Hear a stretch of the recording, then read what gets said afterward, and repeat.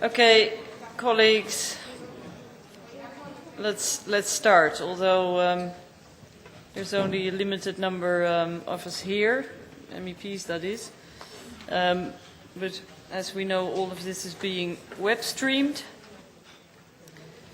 Today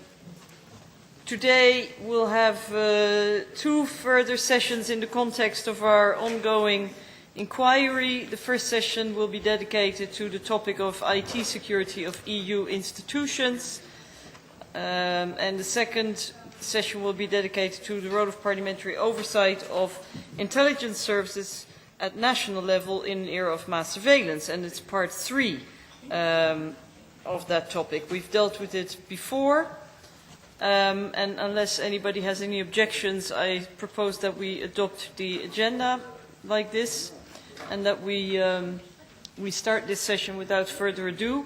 We have 4 experts today, and we'll be listening to statements by Mr. Ronald Prins, who's the director and co-founder of Fox IT, a company closely involved in detecting, solving and preventing intrusions and incidents in Europe, including the Belgacom case that was discussed in this inquiry before, and some other major cases, so the experts. Then Mr. Freddy de Zeure, who is the head of the Interinstitutional Computer Emergency Response Team, otherwise known as CERT-EU.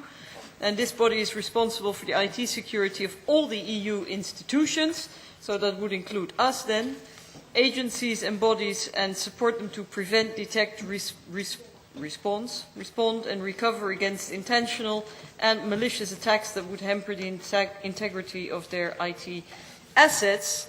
Then the third speaker is Mr. Giancarlo Villela, who is the Director General in the European Parliament, responsible inter alia for information and communication technology services.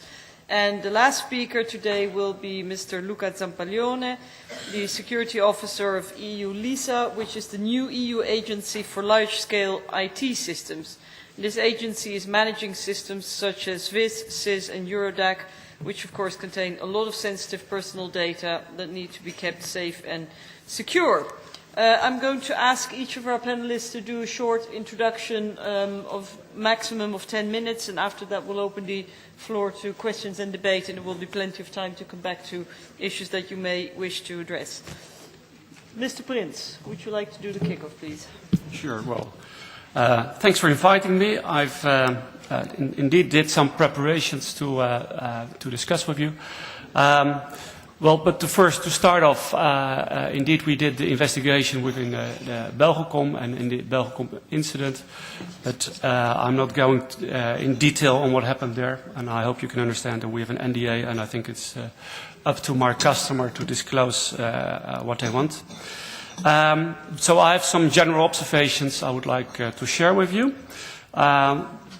We are involved, we've been involved a couple of times in investigating in espionage cases, and what we see there is, if we break it down in what customers can do in the prevention phase, detection and response, well, we noted something and I want to discuss that with you.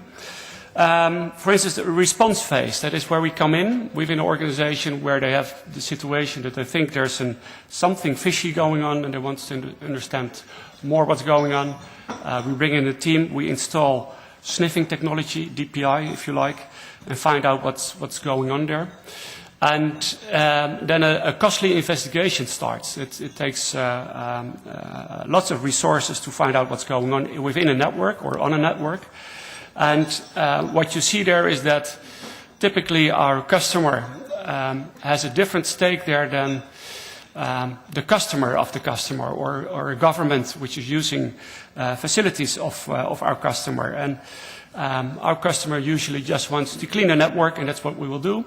But then you also see that there's a lot of questions which are not going to be answered because there's no direct intention to investigate it by the people who hired us. And so we end a lot of the times our investigation ends with more questions like who did this, what information did the perpetrators obtain, and with what goal went they inside in here. And of course, you can understand that's something, if you look at a broader scope, I think it's a pity that we not always can answer these questions. Then another thing that's more about the detection. There's a lot of organizations which try to find out what's going on in my network. As we all know by now, computers can be hacked, and there's only one way to find out if there's a perpetrator in your network, so you have to install a detection environment and run an operation on that. And what we see there is there's a lot of organizations who have been named in the press recently which should have some malware going on, but they do their investigation themselves and then they say, well, we checked and there's nothing here. Please walk on, there's nothing to see here. And that's a bit strange because on one side we have organizations, intelligence agencies, which spend hundreds of millions to build malware, and which is really focused in preventing to be detected. And on the other side you have organizations which just bought a box and the box says there's nothing here, so we are safe. And and that's even with organizations which don't know anything about this special case. They don't have the, as we call this technical, the indicators of compromise, and they still are, they send out press releases in which they state that they're sure that they're not infected. Well, I think that then those people who can do that, they can work for my company. And then in the prevention phase, there's also an interesting observation. We have lots of customers who try to get very secure network, and we build special equipment for that. And especially in the critical infrastructure environment, so for example, power grids, you see that we export a lot of this kind of equipment to all parts of the world, but not into Europe.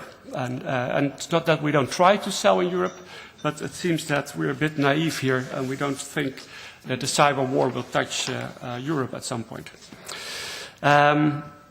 We also see that the European organizations that are really willing to invest and to become more secure, they have a big issue of hiring the right people and purchasing the right equipment. I think one of the reasons could be that the European tender system doesn't help in there. They end up with the cheapest solution, which is by definition not always the best solution.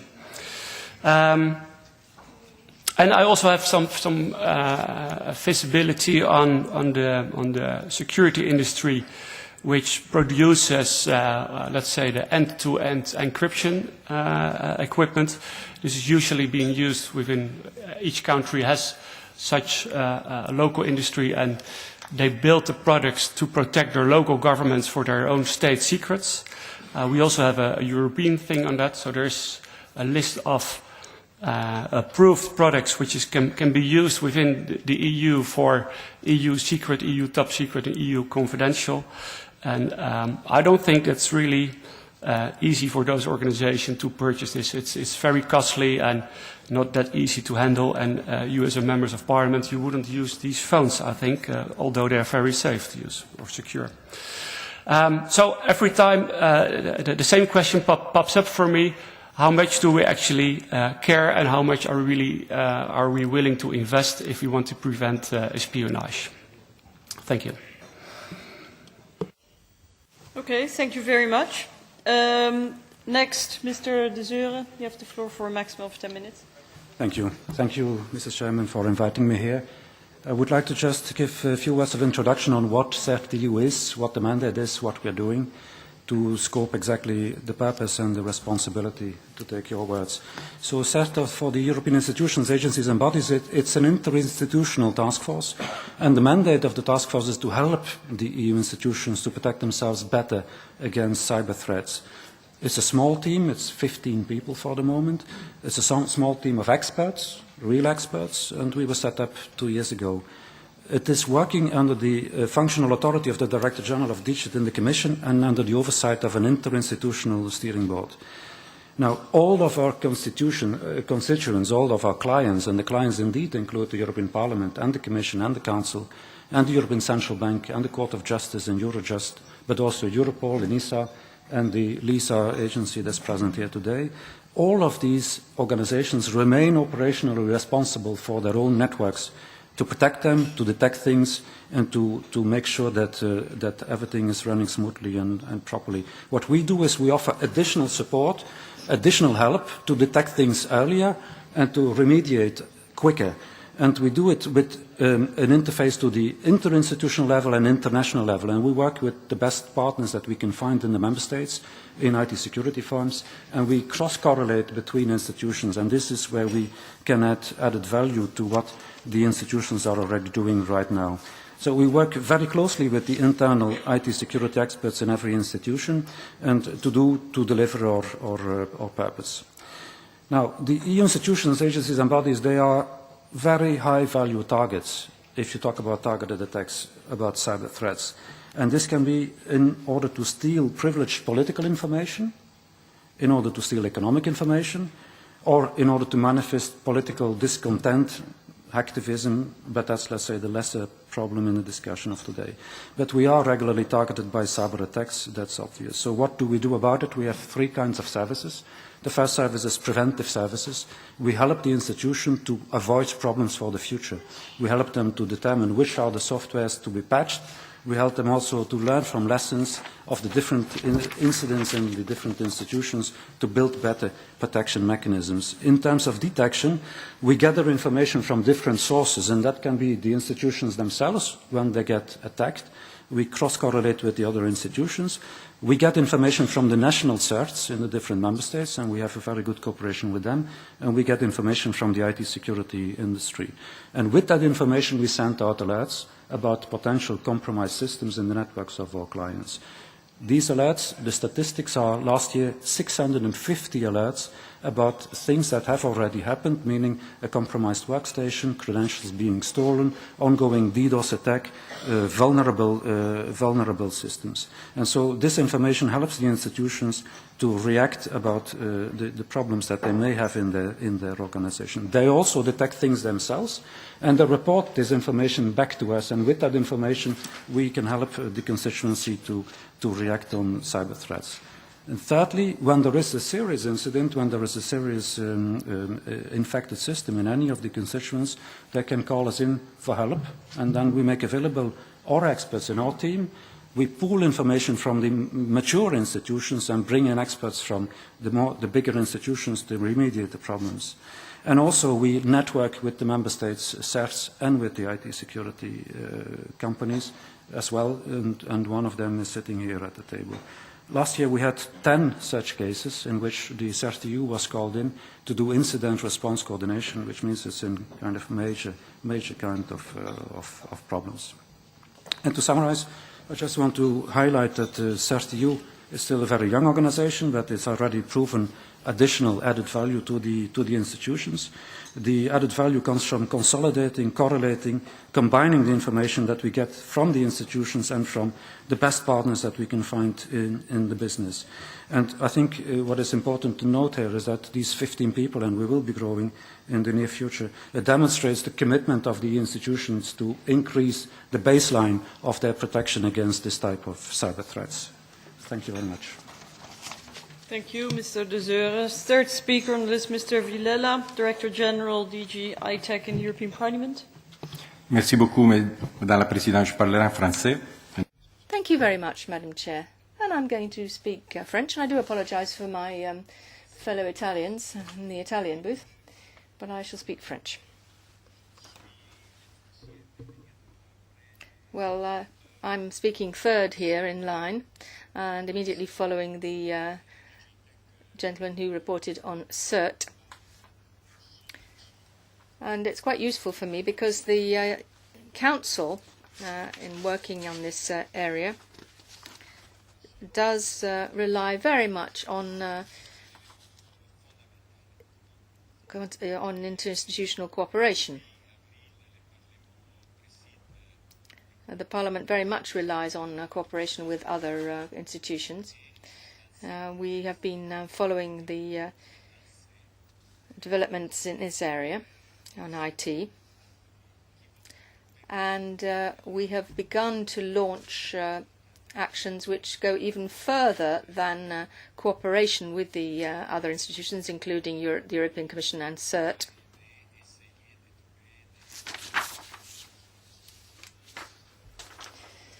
the Parliament feels that we should be trying to find solutions together, pool our resources. Indeed, we think it would be useful to have a structure which is common to all the institutions in order better to protect them.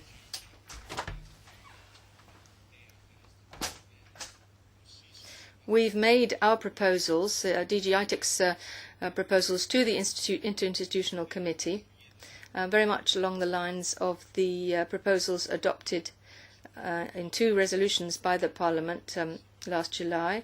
There were resolutions on cyber security passed at that time. And we suggested stronger cooperation among the institutions. And we did even suggest that there should be a common cloud for the institutions. And ITEC very much supported the Parliament's general view on the operational plan. And we have made a formal proposal to the committee to that end. As chair of the Interinstitutional Committee for IT, it's my role to drive that programme through, and I shall be very interested to see the outcome of this inquiry myself.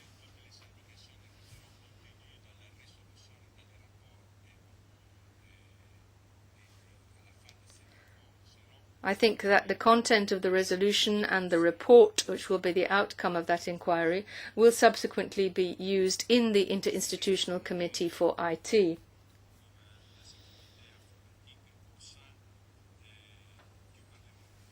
Now, in terms of IT security in the European Parliament and the plan for that, my colleague from the CERT has already highlighted the key aspect. Nobody in the world can guarantee IT security to the tune of 100%. Nobody can do it. It's just not possible.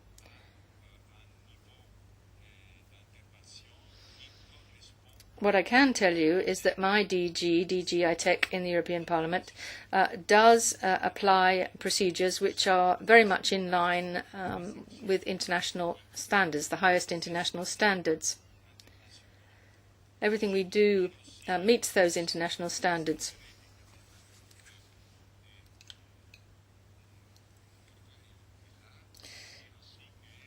Now, I wouldn't wish to overstate my case, but I'm quite proud of what we've done.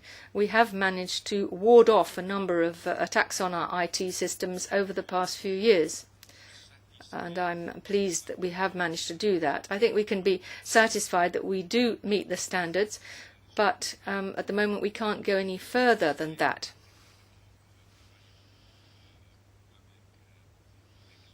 As the gentleman who represented the CERT knows, we are working very closely with CERT to improve the situation.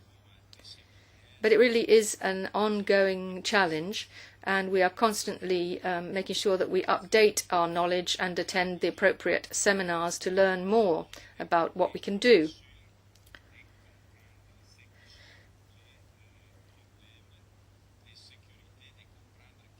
Certainly, DG ITEC is in a position now to work out what attacks we might be prone to, and if we do come under such cyber attack, we feel that we are in a position to react appropriately.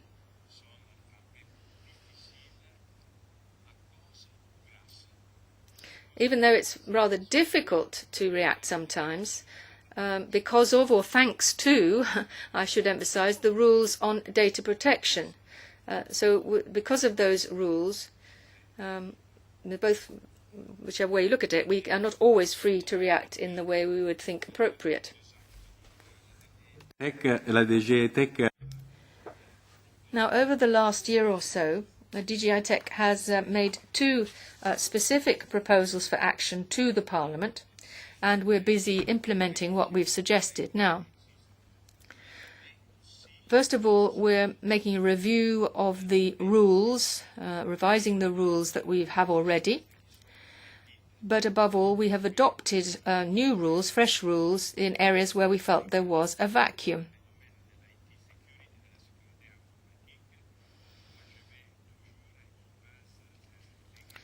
my feeling is that it's extremely important that I have the appropriate legal basis for protecting our IT system, where we need the legal basis to be properly in place and to be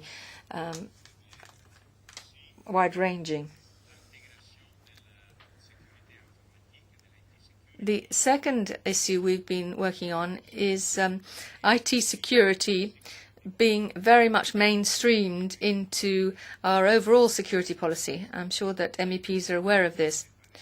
DG ITEC feel that it's very important that IT security is very much part of our global security policy.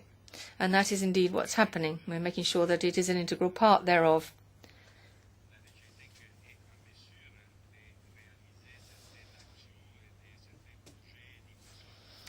We are in a position in our DG, we're in a position to carry out some projects independently. So we can work alone on some things. But as is the case in other big institutions, we are not able alone to establish the actual IT infrastructure itself. We can't do that alone, so we have to work hand in hand with the big technology companies, in line with the rules of the financial regulation, of course. So we have to work in partnership with them. So that's in broad brushstrokes what DG ITEC does. And I'm obviously very happy to answer any more detailed questions if you have any later. But just by way of conclusion, Madam Chair and Mr. Rapporteur, there is one point I wish to stress. DG ITEC very much bases its work on interinstitutional cooperation. We want to strengthen that to the maximum of our ability. Vilela, I note that you have taken the ultimate security measure and protect your notes because you've handwritten them on paper. That's very good. Okay, that brings us to the last speaker, Mr. Zampaglione, Security Officer in the EU LISA agency of the European Commission. You have the floor. Thank you. I have a PowerPoint presentation. So I'm not in charge of the... there it is. There it is. So, thank you. Good afternoon, ladies and gentlemen. I'm Mr. Luca Zampaglione, a security officer of a newborn European IT agency, and I'm here with my hat of interim data protection officer. I take the opportunity to thank you for having invited the agency to touch the current topic of IT security in the EU institutions. I will skim through what the agency does. Then I will also give a brief description on the three IT systems that we operate. Then I will mention which is the security model that controls the agency and the three IT systems. And then I will try to make final recommendations on how, in our opinion, EU institutions could improve the current status of IT security. EULISA has been established by an EC regulation, 1077/2011, and it is the management authority of large-scale IT systems in the justice, freedom and security area, principally the Schengen Information System 2, the Visa Information System, and the European Dactyloscopic System, Eurodac. The agency is, yes, responsible for the operational management and security of the central systems, but is also responsible of the communications network that is actually the piece of wire that connects the central systems to the national systems. Just to give you some figures, the Schengen Information System 2 is connected to 30 Schengen area states and to Eurojust and soon to Europol. And it is interconnected to several law enforcement national networks. The Visa Information System covers 29 states mainly interconnected to the Ministry of Foreign Affairs networks, and the central systems directly reach several world regions, like today Africa and the Middle East, and soon it will also reach South America and Russia. The European dactyloscopic system for asylum covers 32 EU countries. It is mainly connected to immigration services. As you see, there is a capillary interconnection of the three large-scale IT systems to national networks and in cascade also to other regional portions of our world. I mentioned at the end the communications network, meaning the communication network is not a system, but it is the common secure transport vector, and it is the minimal common denominator of the three IT systems. Because, as I said before, it is the piece of wire that connects in a secure way the three systems to the national networks. The security model is based on a simple hierarchy. There are EC regulations. There is a legal base. Security is written black and white, and it is foreseen both by the agency regulation and also for each IT system, which are the security requirements, the specific security requirements to which each IT system has to obey to. So the legal base is undoubtedly the driver for us to implement security in our agency. The hierarchy foresees that below the legal base, we build security plans and related security policies and procedures in a way to have an end-to-end hierarchical adopted set of procedures. EURISA is also developing a risk management framework because, of course, the requirements deriving from law cannot be the only ones. Actually, as it was mentioned before by the colleague of DG Tech, we also implement standards, information security standards, in a way to have a good guideline on how also to implement technically security.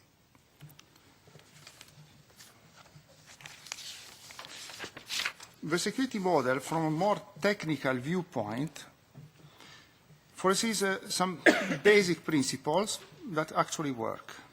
The three central systems are technically conceived to be not connected to the Internet, but only to authorized institutional networks through controlled national interfaces. The agency is responsible of the physical interconnection with the member states, in the member states, defined as demarcation point. So the agency is responsible for the security, starting from the central systems, down to the interconnection with the wire directly in the member states. From that demarcation point onwards, the member states are fully responsible for the security of their national networks, but the three large-scale IT systems provide their informative services. As you can see from the three bullets, actually this is an implementation of what is foreseen by best, also by best security practices and also by the international standards, despite the fact that they are required by the legal base. Now I will switch to the last slide with a list of security measures that, in our opinion, can contribute to improve the security status of the IT systems of the European institutions.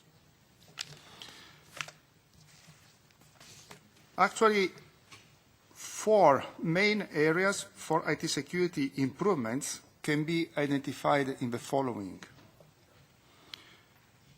The first is set IT security standards at EU level for an end-to-end approach.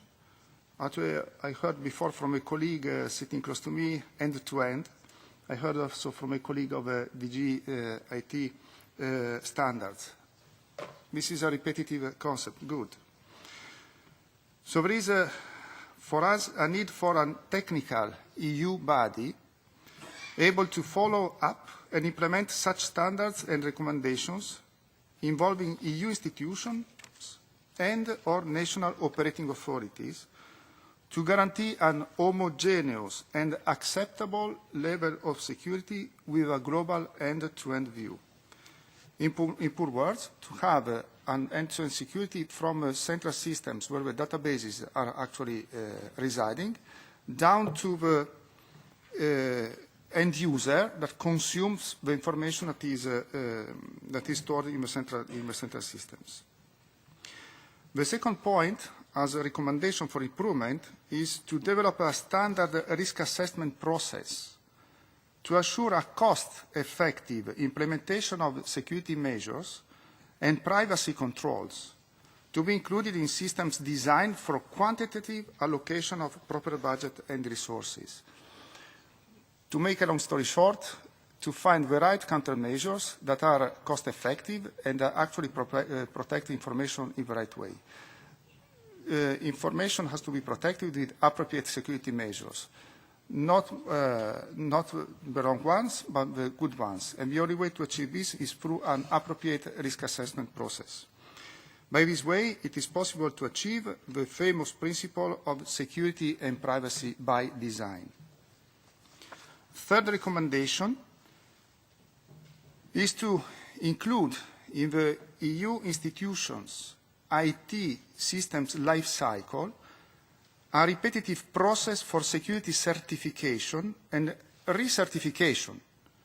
By analogy, like we do with our own car when we bring it to a technical checks, in a way that we know that when the IT systems become old and used, they also become more vulnerable to new threats, especially when the level of risk is high, taking as an example IT systems that are directly connected to the internet. Last recommendation is to consider identity management and information labeling as two concepts to be integrated between each other. So the recommendation is to implement strong authentication mechanisms integrated to information labeling to assure that information is actually accessed and made available at any time by whomever needs to have access to it and not to unknown parties. With this, I conclude my presentation. Thank you very much. Thank you, Mr. Zampaglione.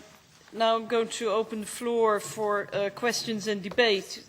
However, if you'll allow me one general remark, in particular to the last three speakers, or actually only to the last three speakers.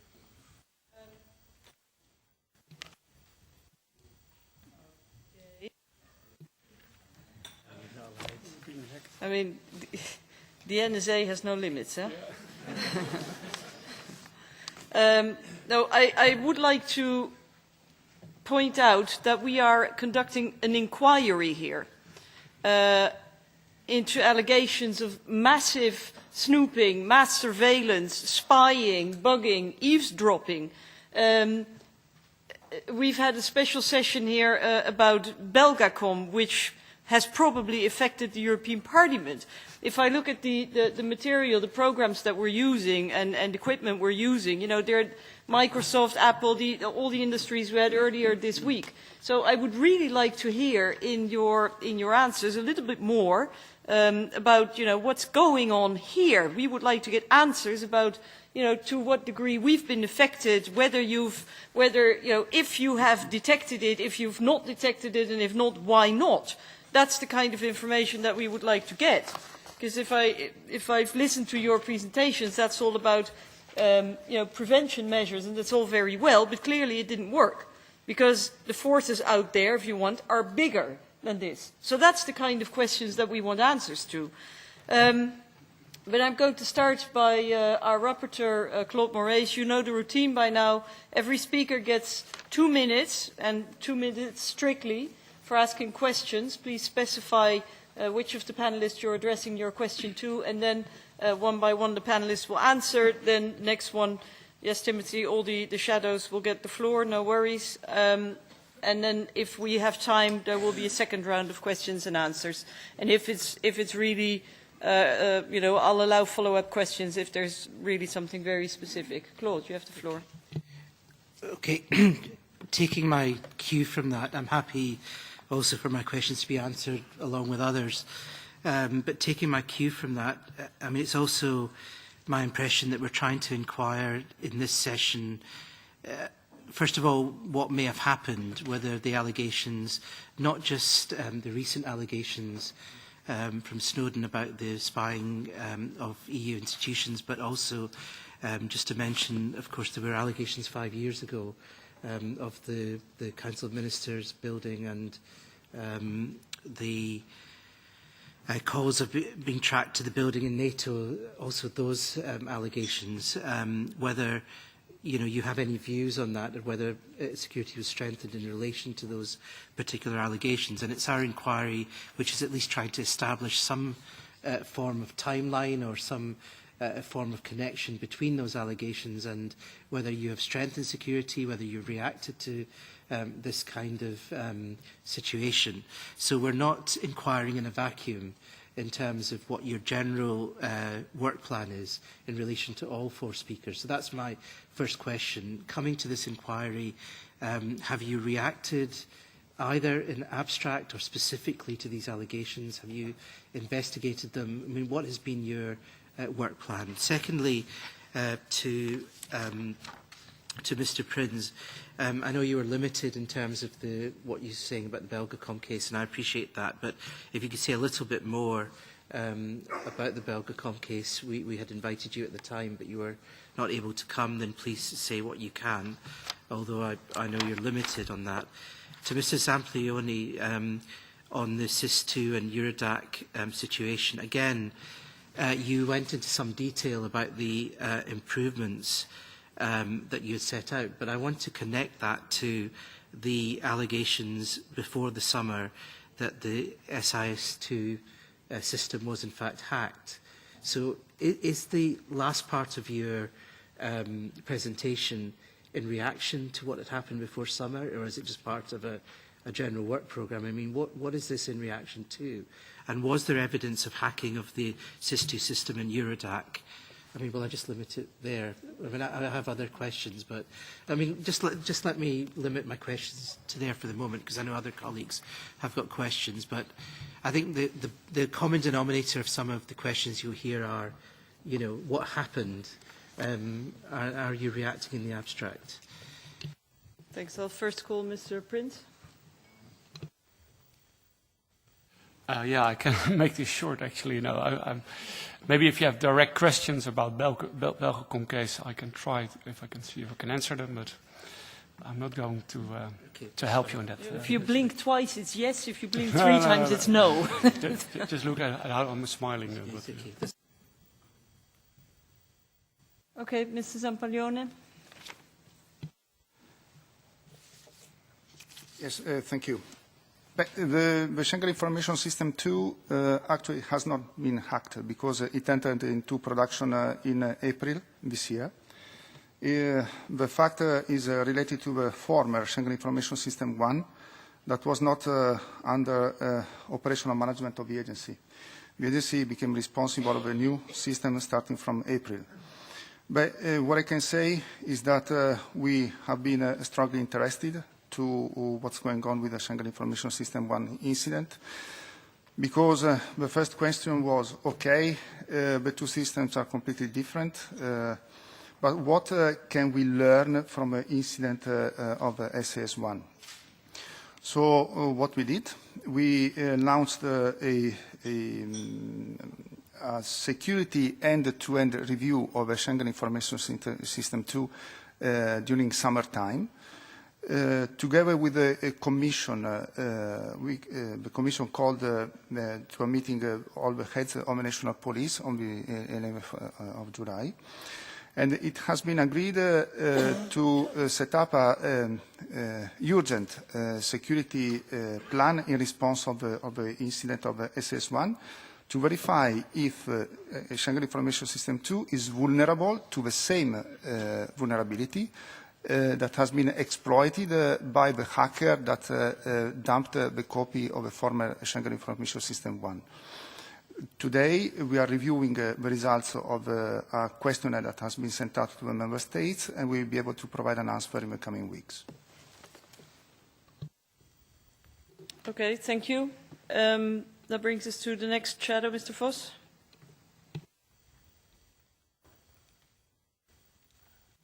Ja, vielen Dank. Thank you, Mr. Prince. I'm sorry to say, I would nonetheless like to ask a supplementary question. Perhaps I'll put the question differently. I read that there was a trace leading towards the UK. Is that correct, what I read, or not? Perhaps we could have confirmation of that. And I don't want to put you in an awkward situation, but it would be important for us to know what exactly the background is, what is known about the background from the point of view of how professional it was, what you detected or discovered. Is this something that somebody could put together in their garage, or is it something where somebody would need more thorough knowledge? What kind of quality are we talking about? That would be important for us to know. And on the other three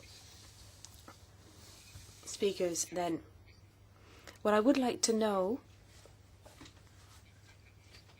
when the whole thing emerged, that there had been some tapping of information, what kind of inspections were carried out? Was there some kind of technical check or safety check?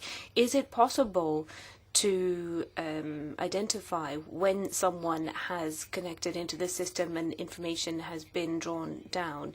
Has there been more? If it is the case, do we need more investment in infrastructure? And as we all come from the administration, what do you need in order to do that? Do you need a new budget line, more money? Or what can you suggest to us in the Parliament that we could do to make the Parliament and the EU more safe, something that we could perhaps include in our report? But I would be interested to know what kind of improvements could there be, and how are we affected in our daily work? Thank you. You want the replies by Mr. Prince, Mr. De Zure and Mr. Villela? We'll start with Mr. Prince. Okay, well, thank you for the question. You asked about the UK relation, and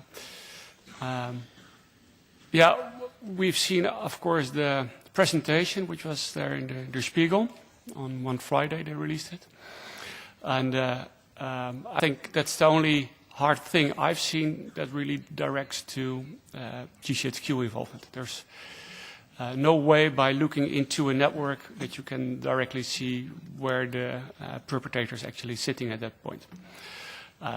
What really helps is more investigation into attribution. What are they trying to steal to?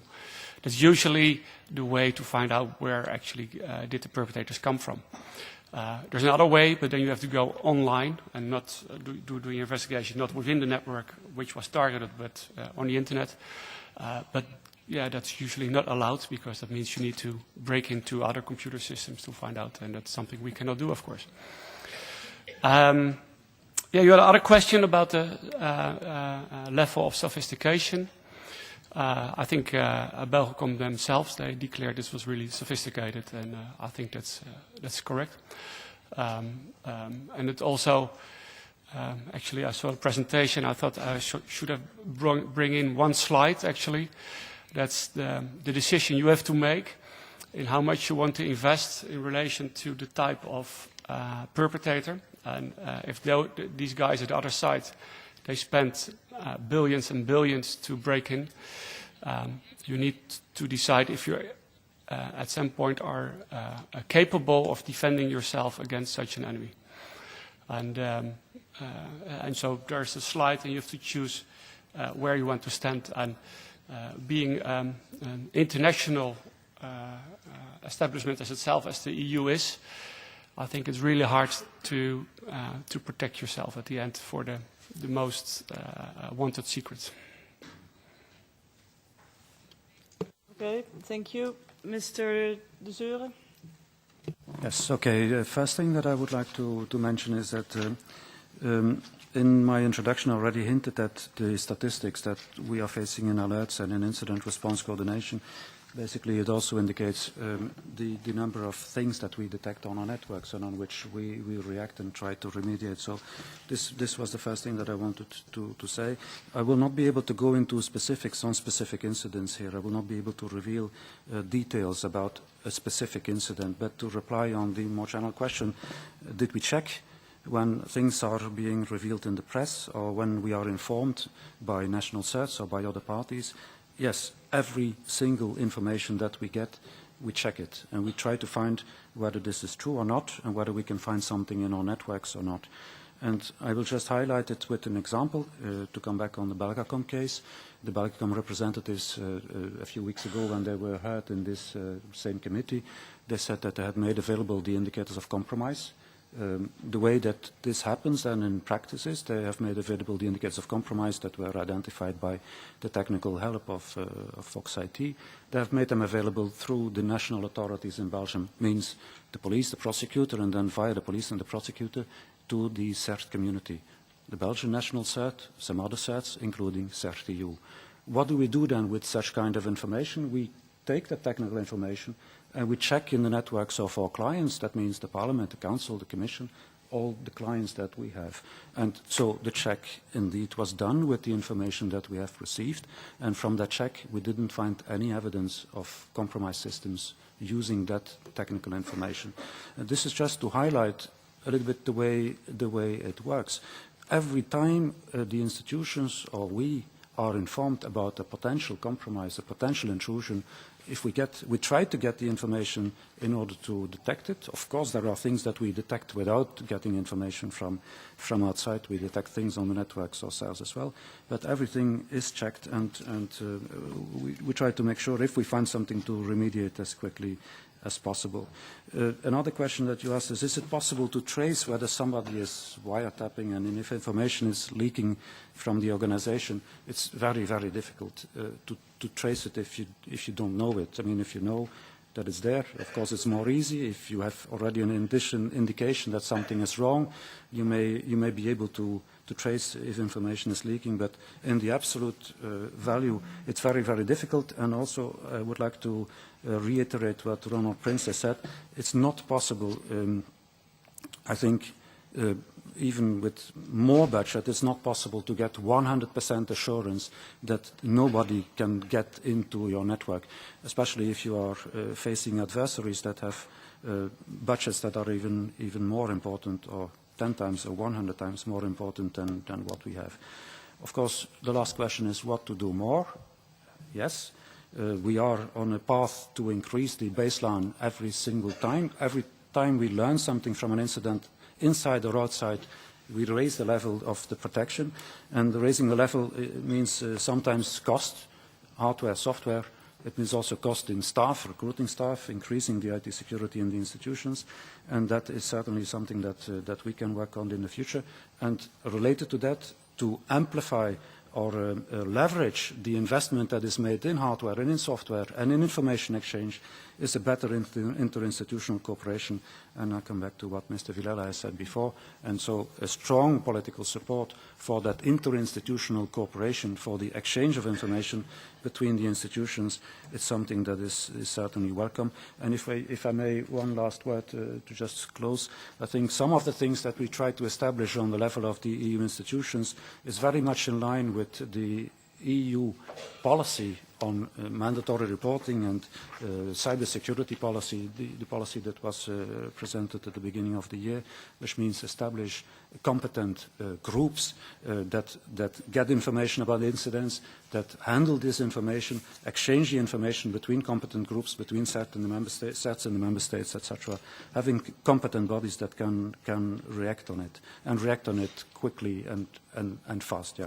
So, thank you. Okay, thank you. Mr. Villala, you have anything to add? No. Oui, volontiers. Merci beaucoup. Yes, I'd be happy to. Thank you very much. I'd like to answer the direct question which was put to me by the three members. What do we do on a day-by-day basis? And what should we do to improve? On the day-to-day, I did try in my introduction to emphasize how we worked. We engage in daily monitoring of events throughout the system. Whenever a warning flashes up, if an alarm bell rings, and it might be that there's an underlying problem, we make two interventions. Firstly, directly to see if there's a real problem,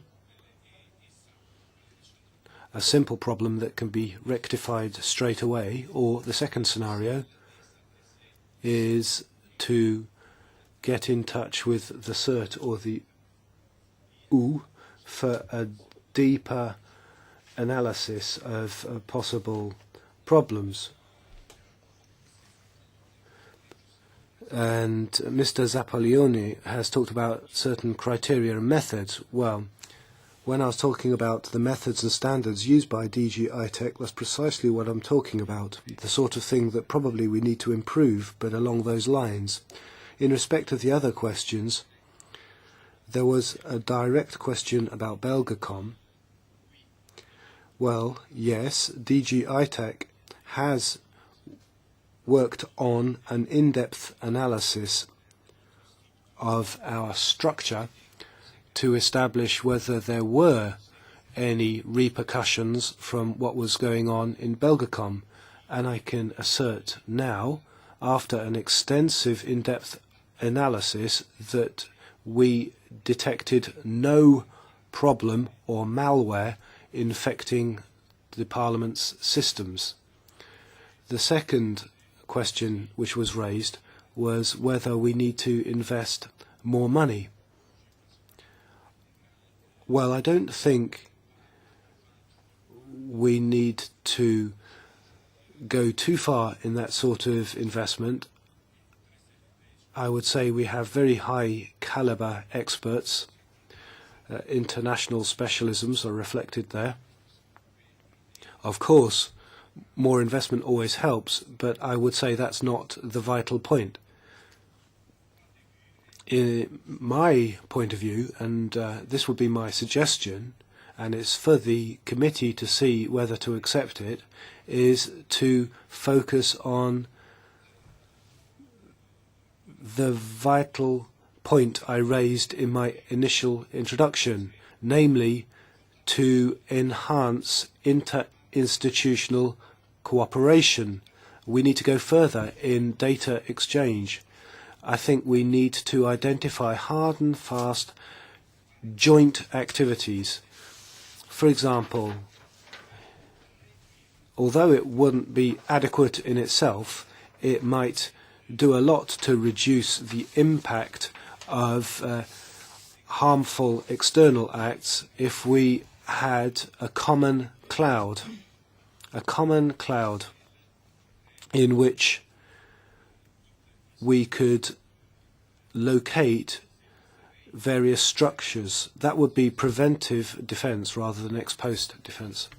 Now I'm switching. I'm putting up my cap as a shadow of the ALDE group, and I'd like to step it up a little bit, because I get a lot of answers which say a lot about procedures and bureaucracy, but very little about what has happened. Now, that is maybe not surprising. If I hear Mr. Prince say that, let's say, the other side, whoever they are, have spent billions and billions, whereas we have, a team of, a handful of people who have to build up defences against this. So that's a lost battle from the start.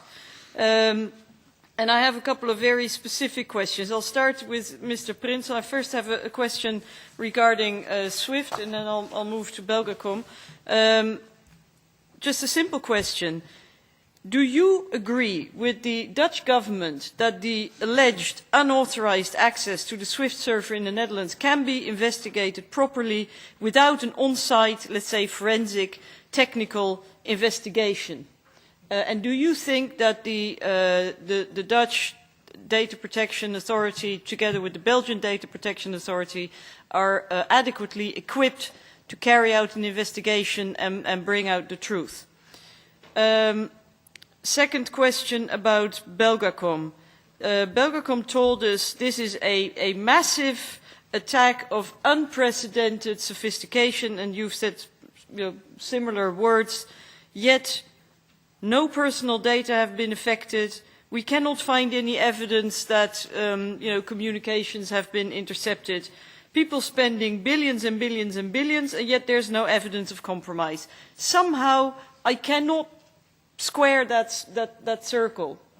Something doesn't add up here. Why would anybody spend billions and billions in order to get nothing? That doesn't make any sense at all to me. Then Mr. De Zure said, well, you cannot give us any specifics about the Belgacom case. Well, I would like to hear specifics, in particular as it may have affected the European Parliament. And, it would make sense to me that it would have affected the European Parliament.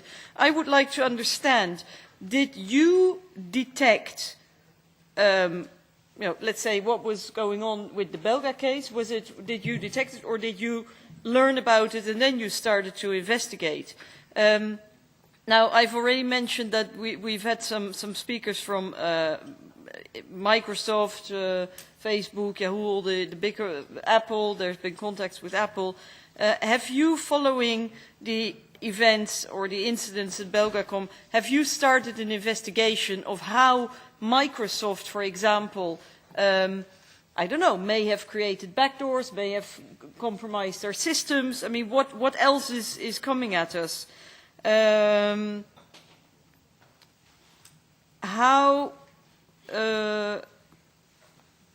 Yes, very specifically to Mr. Prince, because you say you can answer maybe to specific questions. Is there anything that makes you believe that European Parliament communications have somehow been accessed, intercepted, monitored, or otherwise compromised? Well, I'll stick to those questions. I have more, but I'll stick to this. I'm going to ask Mr. Prince to answer first, and then Mr. De Zure. Yeah, thanks again. Well, first answer is you asked if you can do an investigation to see if NSA is inside just by looking at some documents. No, you cannot. You have to really look into the technical systems. The second question was about is the CBP, the Data Protection Office of the Netherlands, do they have enough technical skills to do this kind of investigation? Well, I heard yesterday on the radio an interview with the head of it, and he said he's going to hire technical staff. So they acknowledge that they need some extra experts in there. Your third question was, well, I wrote the answer, no comment, but I forgot the question.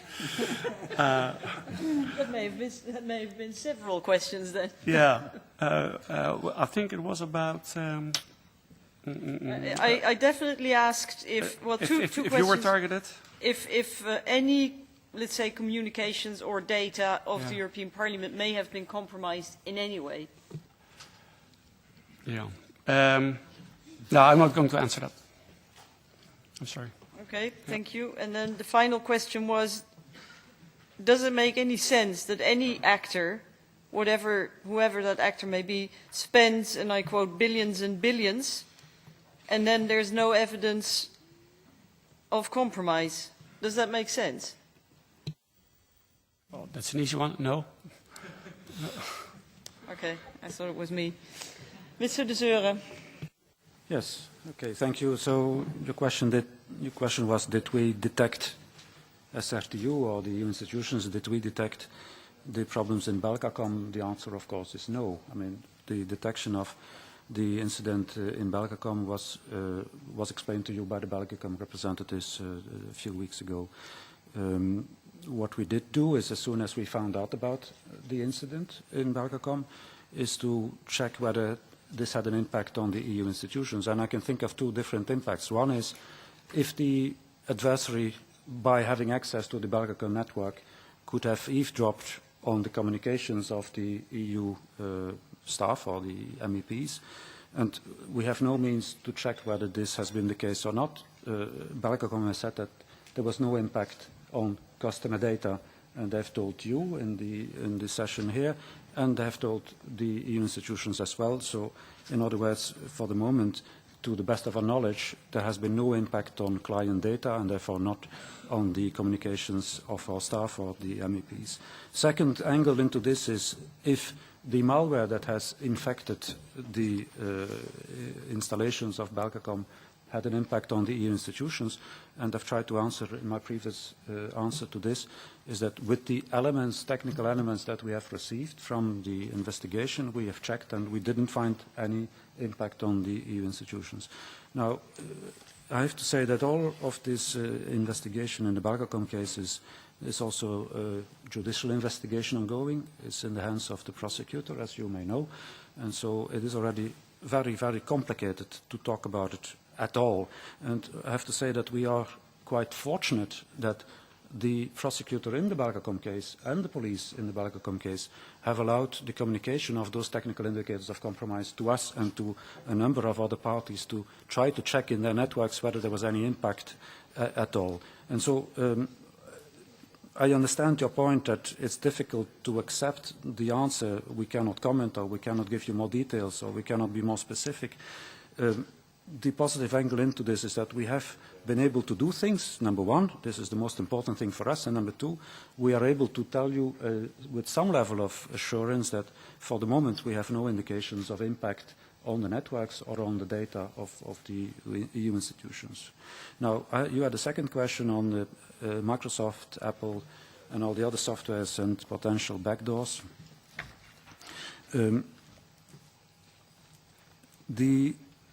We are not aware of any deliberately implanted backdoors in any of these software products or hardware products that the EU institutions are using.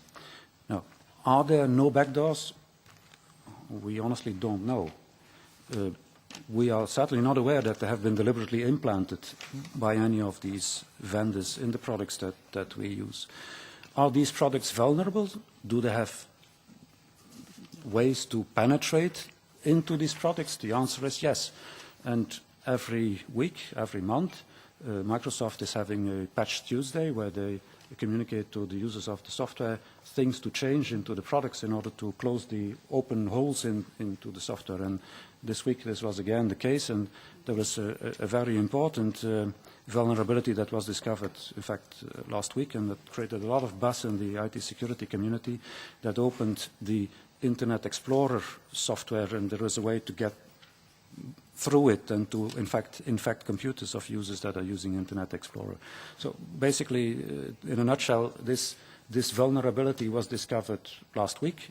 It was patched this week by Microsoft for anybody that has taken care of patching the software they use. But it's already quite sure that this vulnerability of Internet Explorer was used for probably months, if not a year or more, by people that knew about the vulnerability. Now, the people that knew about the vulnerability, could that be state actors? Possibly, yes. Could that be criminals? Possibly, yes.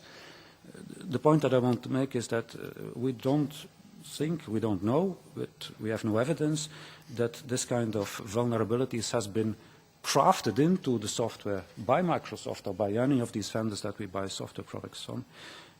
Are there vulnerabilities? Yes, and as soon as they get known and publicized, we as an institution, we have to make sure that these patches are made to the infrastructure that you use in order for these vulnerabilities to be closed and in order for your systems to be safe. Okay, thank you very much. We have two more speakers in this round, so I apologize to the next panel, but we will be running a few minutes late. Next, Jan Albrecht of the Greens. Thank you very much, and thank you for being here to all of you. First question to the representatives of the institutions. Have there been specialized staff doing penetration tests on the systems, and how often these tests are positive? Could you say something on that? So that successful penetrated these systems. And have you alerted the institutions or other security authorities like the Belgian police about possible cyber attacks to investigate in these? Then to Mr. Prince, can you confirm that during British public holidays and lunchtime there was significantly less activity from the attackers which you detected? And can you explain why GRX routers are especially interesting target for intelligence services, or could be?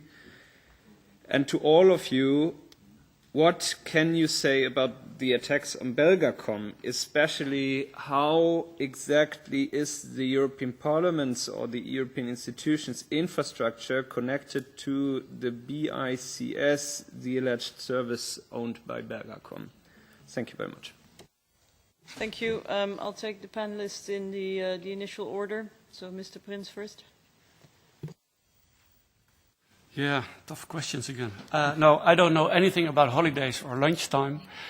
And yes, every router is interesting for an intelligence agency to monitor. So also the GRX. Yeah.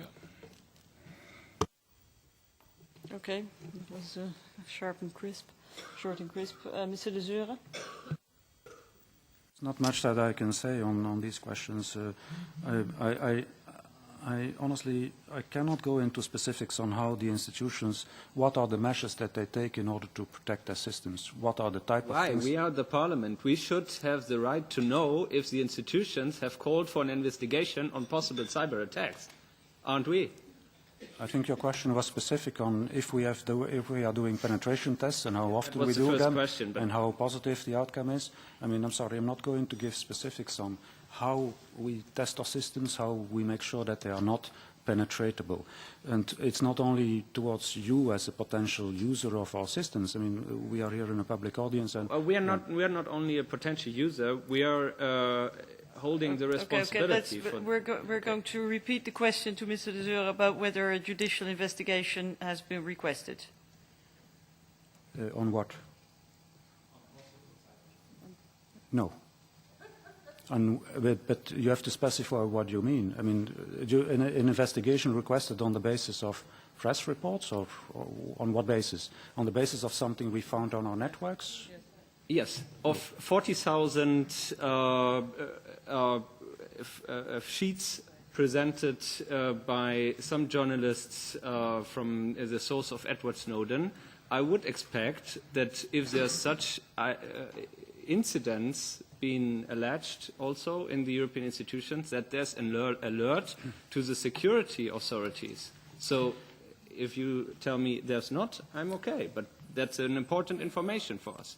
I have to be specific on what I answered.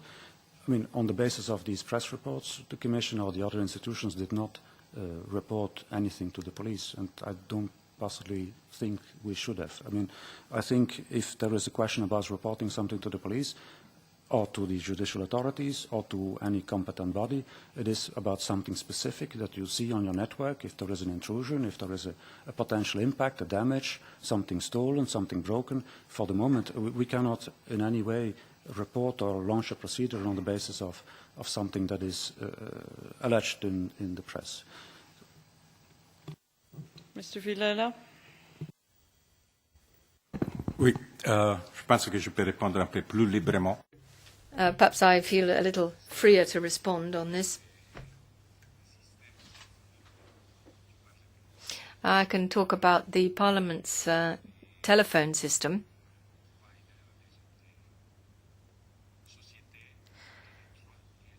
We have a service provider in the three places where we work, in our three locations. We have a contract with Belgacom, with Orange, and Bost in Luxembourg. So contracts in all three locations. And so we are dependent on the networks of those three companies. So everything outside with the Parliament cannot be monitored or controlled by the Parliament. However, we also have our own internal communication system. So for any internal communication, where you're talking about one building or several linked buildings, we do have a secure communication system which is encrypted as well, secure and encrypted, and it cannot be affected by anybody from the outside world. So if you're talking to other MEPs on the internal communication system in this building or the other buildings in Brussels, in Strasbourg or in Luxembourg, then all of this is something which is under our control in DG Tech, and it will be encrypted so it is protected from the outside world. As for warnings, Mr. Albrecht, yes, we check on this every day. We check on everything that's been going on. And if we spot something, if we detect something which has happened, or even if we suspect there has been some kind of interference, some kind of intervention, then we pass that information on to the security department, the security directorate within the Parliament. And it's the security people that have the power to take further steps, who may refer this to the police or to the courts, to the judiciary. As far as I'm concerned, I would of course inform our political powers that be if it's something very serious. And the third thing, of course, is that we would certainly inform CERT EU to check whether anything else is happening elsewhere in the other institutions, whether similar things have been going on, so that we can organize a rapid response with them. Zampaglione. Thank you. Actually, I can answer just to your first question. If we have staff doing the penetration tests, yes. Because it is part of our risk management process to have an end-to-end security of the IT systems. So we start with a list of countermeasures, we implement them, and then we verify their effectiveness only through a vulnerability assessment and a penetration test, because that's the only way to understand if a system is actually secure as it has been conceived, and if it is able to provide the right protection to information. As I mentioned before, our IT systems are not connected to the internet, and this is already a good strength. However, we apply the self-protecting node principle in a way that even if networks are connected to national networks, we consider the networks untrusted. So also due to the recent incident with the Schengen Information System 1, we are running a review of the security of the Schengen Information System 2, and we are in these days running a penetration test of the Schengen Information System 2 at the central level to verify if the initial strengths that were set up in April are still first in place, and secondly to verify if they are still effective. For what concerns our new office infrastructure, actually our business network, so the agency network to interact not only with the public but also with other EU institutions, we also follow the same security certification principle, where a penetration test is the final stamp to provide the go live. So no penetration test result positive result, no go live for the system. Thank you. Thank you. And then the final question is for Mrs. Ernst, and if we can all be a bit concise in answering the questions, then we can finish, say, in 5, 6, 7 minutes, and try to keep the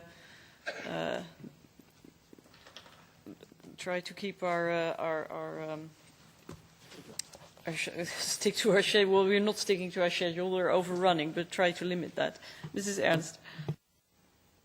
Vielen Dank. Thank you. Well, I don't know. We've got to the point where we're talking about ourselves, and I don't know whether we can simply say that we only have 5 minutes left and it's time for a couple of quick questions. I don't really agree with that, and I don't agree with what has been said several times here, which is that we have to simply accept a general statement and that we can't ask about the details. I think that's not enough for me. Just to come back to encryption, could you give me a specific answer to the following? Why do members, staff of all kinds here in the European Parliament not automatically have a GPG key in order to read encrypted mail and send encrypted mail? Why is that not the case? What justification can you give for that? Is that deemed to be correct? Secondly, Mr. De Zure already talked about how many people are employed in the IT area. That's fine. I'd like to know how many staff deal with IT security here in the Parliament, or is it all the different categories mixed together? I'd like to hear from Mr. Villela on that. Are there independent audits carried out? And are there any penetration tests carried out? Have they ever been carried out? Are they being carried out now? That is obviously key when we're talking about whether we have security or not. And then finally, still here in the European Parliament, can you really exclude the possibility that there have been successful attempts, so that there could be in the future, and that could mean that the perpetrator could use data from one institution to penetrate another institution? Is that something that you can completely exclude, that can simply not happen? So using one institution as a vehicle for spying on the other, can you tell us that that is absolutely not possible? What do you do to detect malware and viruses? I'd like to know specifically what you do there. Then on transparency, if there were to be an attack on the EP, or if there are attacks, who is informed, at what point, and with what level of detail? Is there a notification obligation? And under what conditions would a group or members be informed about such incidents? What exact information would they receive? How safe are in-camera meetings? I'd also like to know that. We have in-camera meetings all the time here. That is something that I would be very interested in hearing an answer to. So there's I have a lot of questions for you, and I think that you owe us a response to those questions. Important question. The question about the penetration test has already been asked by Jan Albrecht, and we didn't really get a full reply. And I don't think that by sitting here much longer we're going to get more detailed replies. And I think there are also some general questions about security which are important but not relevant for the inquiry. So I'd really like to ask the gentleman to focus in particular on the elements that are relevant for the inquiry. So you ask questions to Mr. Villela, Mr. De Zure, basically. Yeah, Mr. Villela.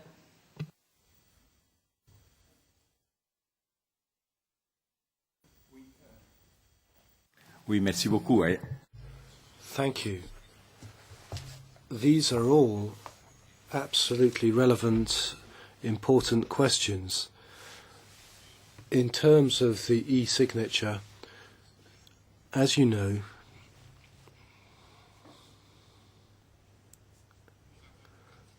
we recently inaugurated e-signatures.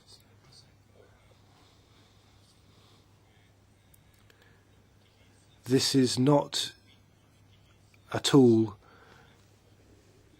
in use. well, let's say it's in use in a pilot phase. It hasn't yet become a widespread tool, the reason being precisely the point you raised. We need to define the security levels required when using e-signatures. If I can turn to penetration tests, yes, we carry out such tests. We do so on an ongoing basis. We also try and conduct these checks with CERT. If you think, however, it would be useful to take it a step further and have an audit, I'm talking about an external audit, I think that might be a good idea. Nonetheless, we regularly carry out tests on the level of security and of penetration of the system, but it's not an external audit. I'm very open and indeed very positive towards having an external audit looking at security tests, but there I would need to add, if you're confining yourself to Parliament, it might not be useful. It would be useful, however, to do that sort of exercise with the other institutions, at least the two bigger institutions, in so far as Parliament's work is concerned, which is Council and Commission. That, in fact, enables me also to answer the third question that you raised. If we're 100% sure that we can't work through other institutions to attack our system, or they can't work through other institutions to attack our system, well, no, we're 100% certain, but the systems that we put up with the help of CERT EU are intended to provide alarms or warnings about what's going on. And that does happen. If there was an incident in another institution, such as the Commission, Parliament would be warned immediately that that incident had occurred, and we would immediately take measures to fend off the same sort of attack against us in Parliament. That has worked as a protective mechanism. It has worked, but I can't exclude it 100%. I received the 4 questions. I know, but we are under I can time stop constraint. here, President. Yeah. It's Okay, okay. thank you. Mr. De Zeuren.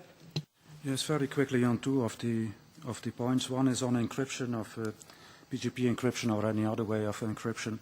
It's not very easy to implement. I mean, and we live it every day, even on the communication between the experts. It's difficult to implement encryption methods. And in other words, it would be very nice if we would have a more easy to implement solution that would safeguard emails or telephone calls or files in an encrypted manner. And I would immediately jump to the second one, is how do you detect malware, how do you detect intrusions?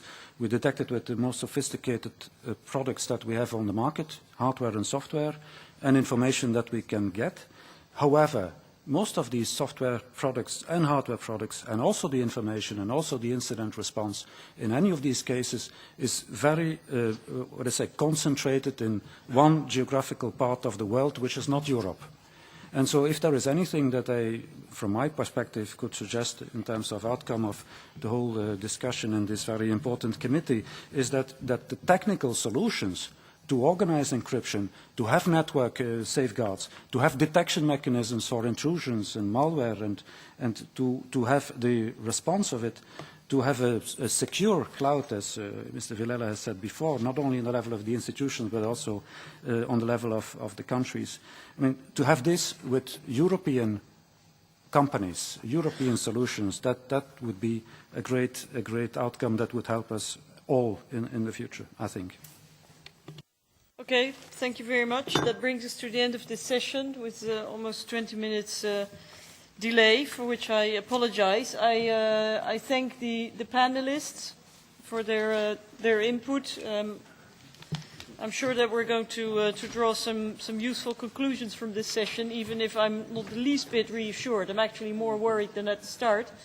But I think it's an interesting input to the budget debate, where the budget is cut more and more and more. But if I listen to what our enemies are investing, then the question is if we shouldn't be investing more in security, if at least we want any kind of remotely serious protection. So thank you all very much, and I invite the panelists of the next panel onto the podium. And as they're joining us, and the name tags will be changed.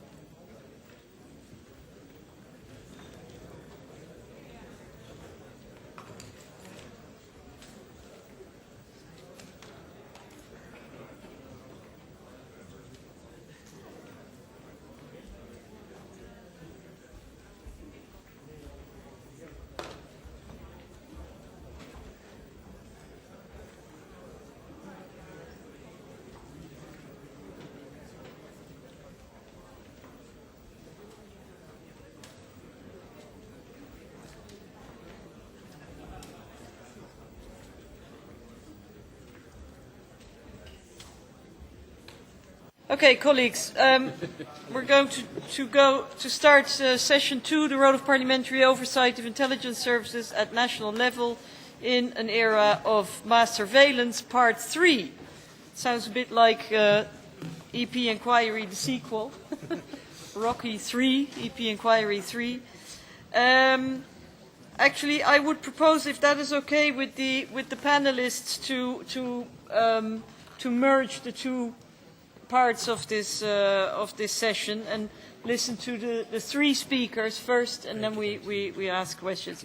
So first we welcome to the right of Antoine, Mr. Armand de Decker, Vice President of the Belgian Senate and member of the Monitoring Committee of the Intelligence Services Oversight Committee. To his right, Mr. Guy Rapay, Chair of the Intelligence Services Oversight Committee, the so-called Comité R, in Belgium as well. And then to the left of Claude Moraes is Mr. Karsten Lauritsen. I hope I get that right, and we met you this morning in a different context, so very welcome again. Member of the Legal Affairs Committee and spokesperson for legal affairs of the Danish Folketing. So we welcome the three panelists. We're going to do the same routine, ask you to do a short presentation of maximum 10 minutes, in the order that I've introduced you, and then we'll go. For both of us. Okay, I'll leave it to you to divide up the time, and then we'll go to question and answer. Mr. De Decker, you have the floor.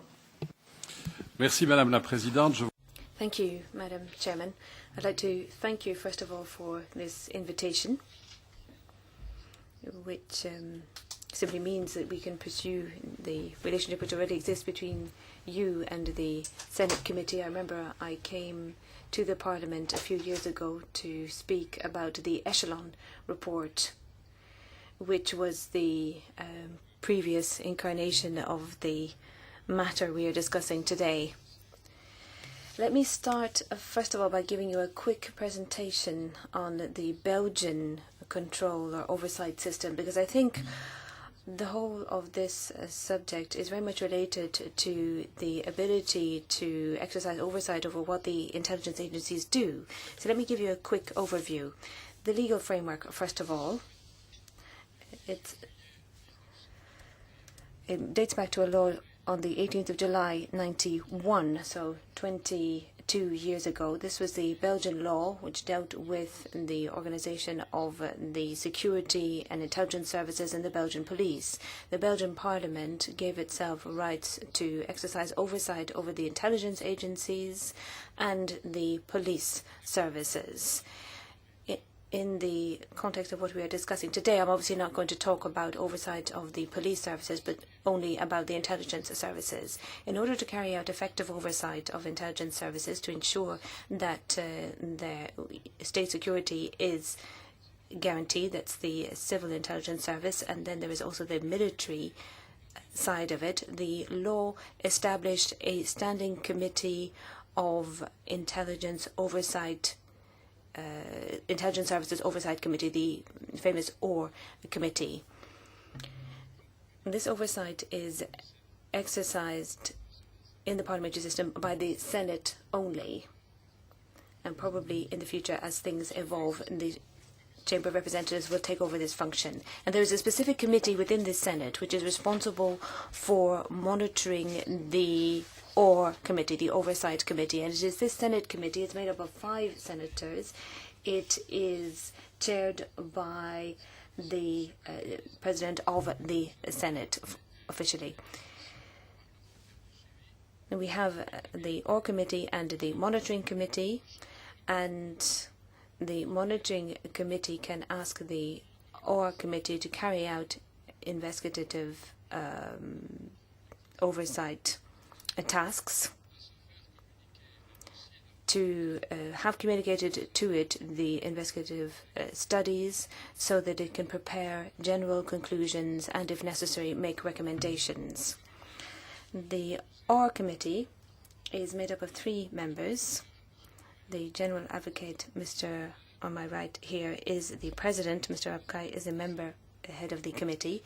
The 3 members are designated or appointed by the Senate. And through oversight bodies, it establishes whether actions by intelligence services have violated in any way the rights and freedoms of individuals, or whether there is any indication of a lack of coordination or efficiency. So on the one hand, we looked at the respect of freedoms and also at whether these services are effective. If necessary, it can issue a non-binding opinion on need for any action which is taken, which needs to be taken to remedy the situation, and these recommendations may also be turned into legislative proposals. As a body, the OR committee doesn't have any hierarchical link at all with the intelligence services it exercises oversight over. Its conclusions are made available to the monitoring committee, the ministers competent in the area, the Justice Minister, the Defence Minister, and of course the Prime Minister, if necessary, and the other competent authorities, if necessary, depending on the subject in question, for example, the Ministry of Foreign Affairs in certain cases. They can then draw appropriate conclusions and take appropriate measures. The Parliament can use the results of the oversight body's work to take legislative initiatives, as I said, and to exercise its constitutional role of controlling the executive power. In the PRISM case, the Monitoring Committee invited the OR Committee to initiate 3 investigations, and Mr. Rapai is going to tell you about those.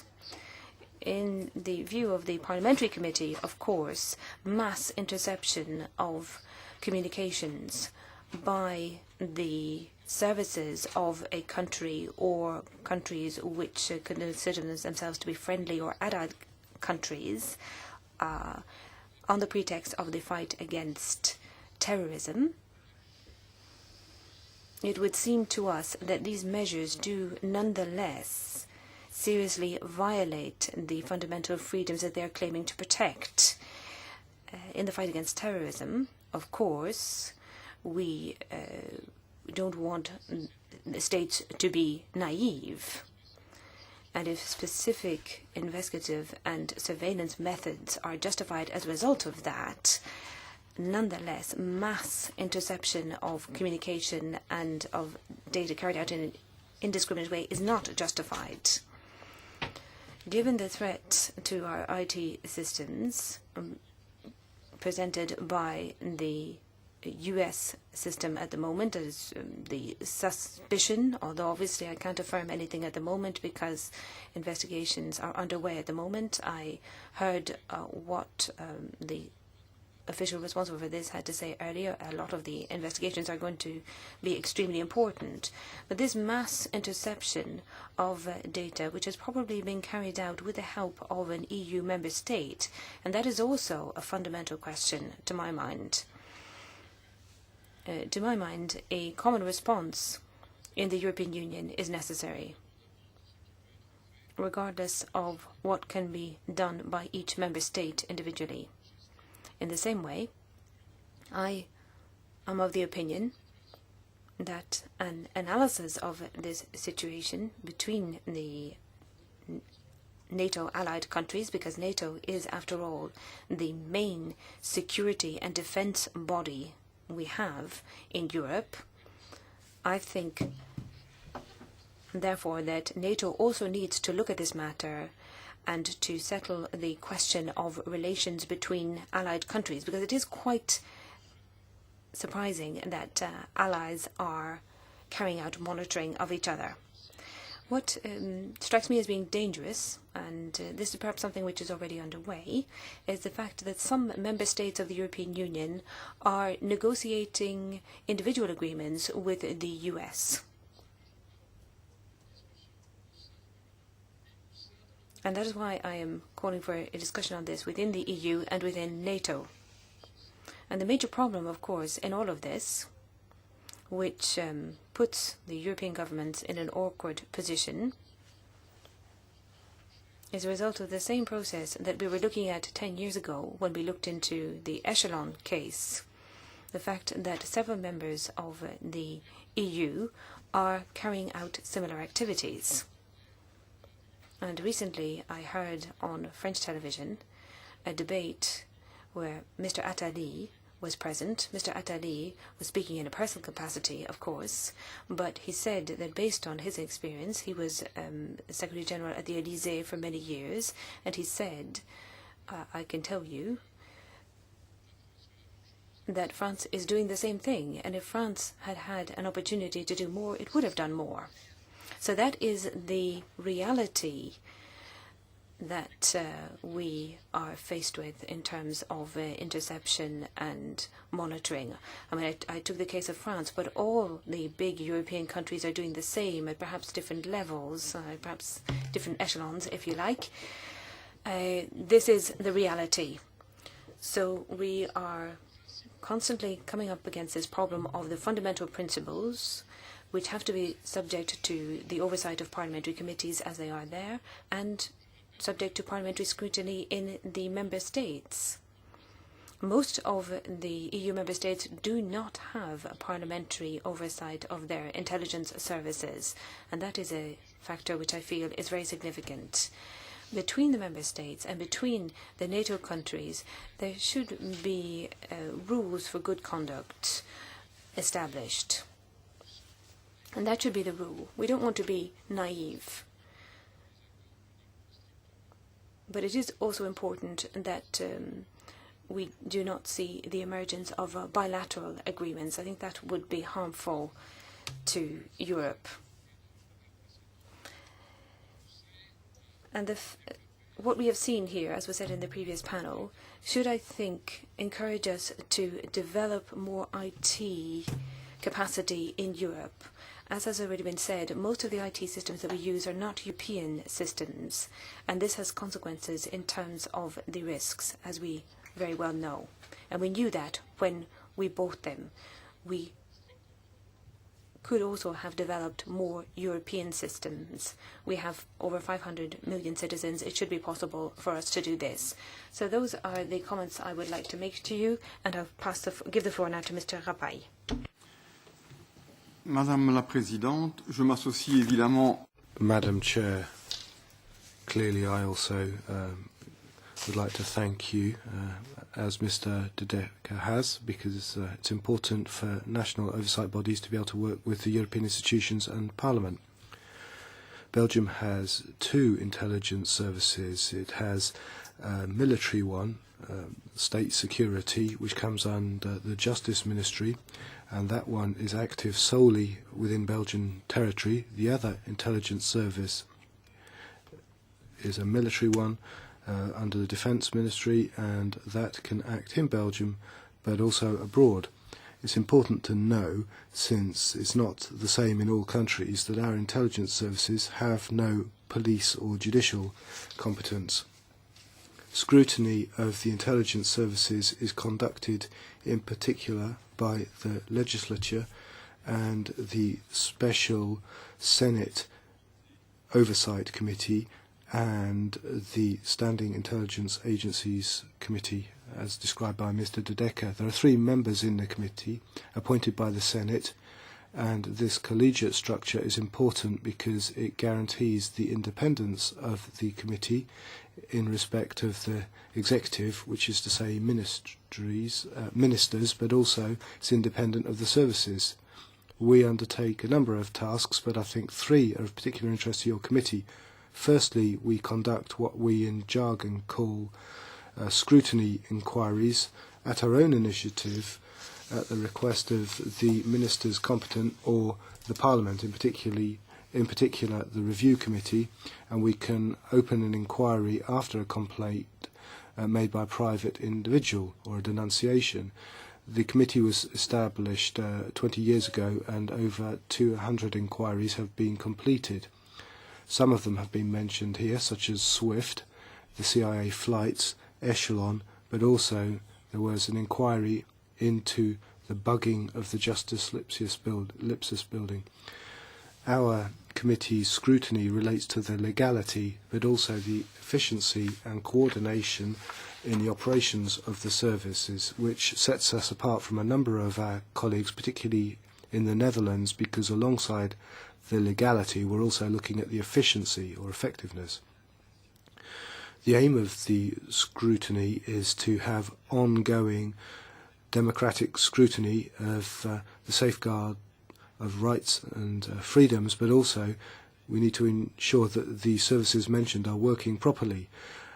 Secondly, the scrutiny body, since 2003, has been allowed to look into possible intercepts of foreign communications by the military intelligence services, which are entitled to do that on a limited basis to protect Belgian troops abroad or to protect Belgian nationals living abroad.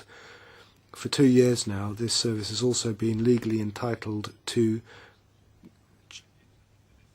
look into frequencies of communications of interest to it, and it can do that.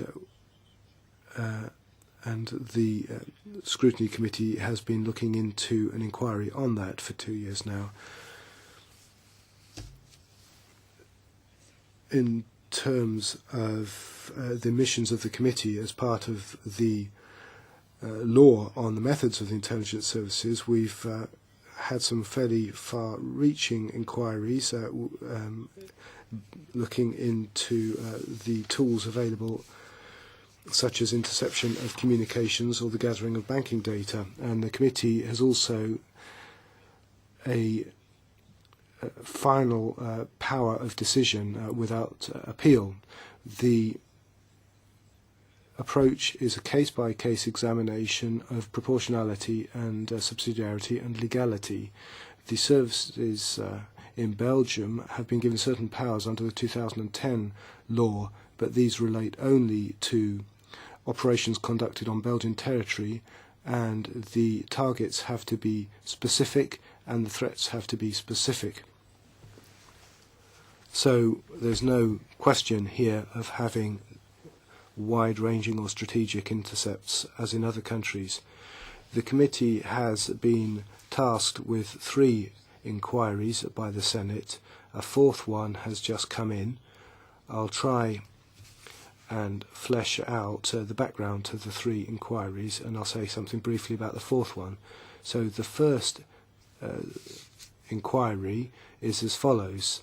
It's the scrutiny inquiry into the information position of the Belgian intelligence services on the mass harvesting and mining of metadata by certain states, and the way in which these states have engaged in political espionage against so-called friendly states.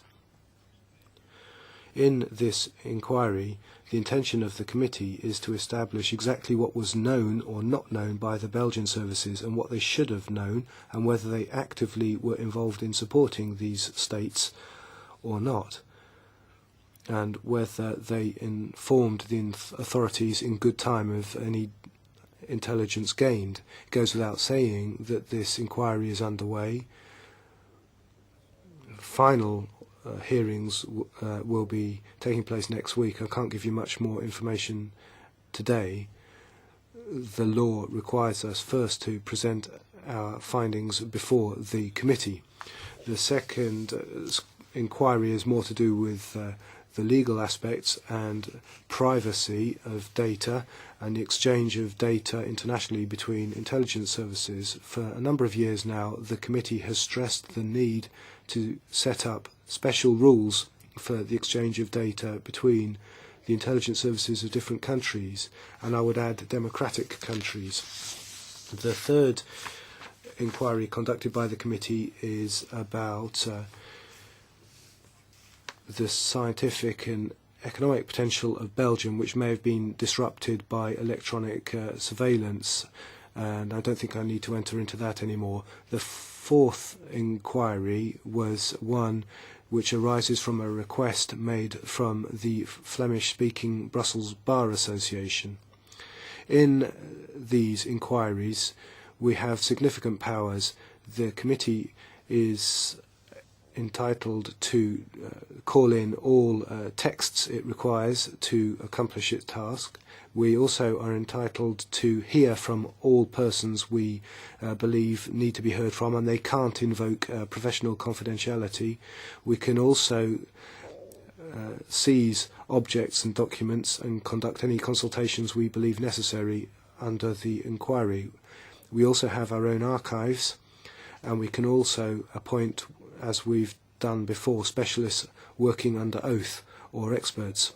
Now, as I've said, the services have also already answered an initial round of questions. A second round of questions was recently sent out to them, and final hearings, I believe, and briefings should be conducted next week. So then, like your committee, we're in a fact-finding phase at the moment. We're not in a position to give you any further information now.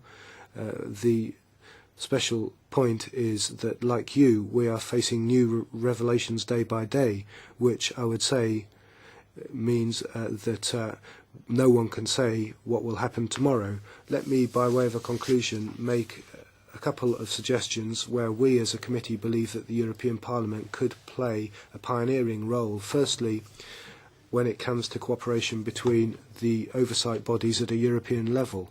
In 2010, in October, the 6th conference of the parliamentary scrutiny bodies of the intelligence services of the member states of the European Union was held, and it also included Switzerland and Norway, and it concluded with the so-called Declaration of Brussels, and the parliamentarians present then said, I quote, "We recognise the need and utility of a more intensive exchange of information between the parliamentary scrutiny bodies."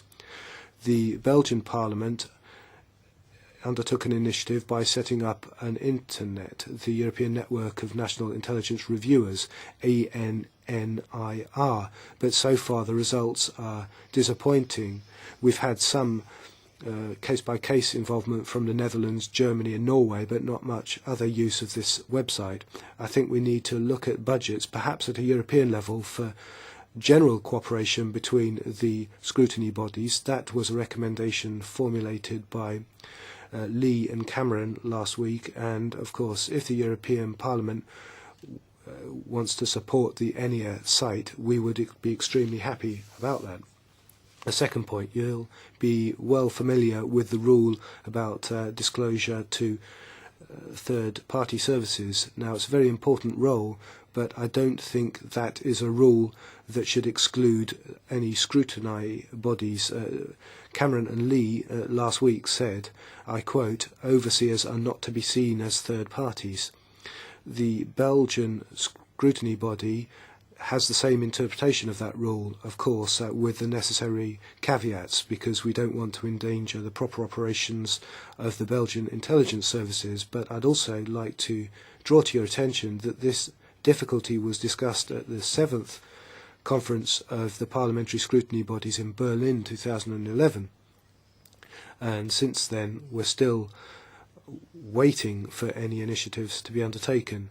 I'd like to conclude my statement there, and of course I'm open to any questions you may care to ask. Thank you.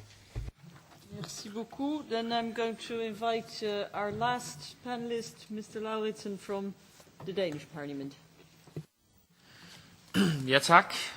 Først og fremmest tak for invitationen til at komme og give en kort briefing omkring. Thank you very much. Thank you very much for the invitation to come and talk to you, and I'd just like to tell you a little bit about our oversight in the Danish Parliament of our intelligence services. And perhaps I can bring you up to date on the latest events following the Snowden affair. First of all, I can tell you about our oversight bodies, and then I'd like to tell you about the initiatives taken by the Danish government and by the Folketing, the Danish Parliament, on these rather more recent cases.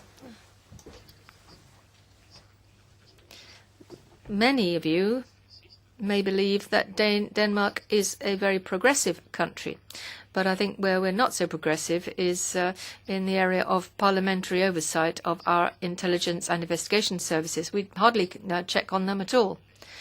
Last year, a parliamentary bill was submitted, and it was actually passed as a law to create a new oversight body to check on the intelligence services. But that new oversight body has very limited powers.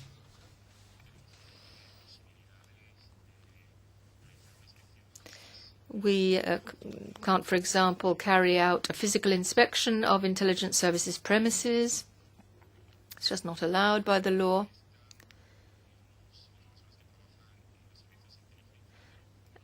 We can't check on the individuals, publish information about people working in the intelligence services.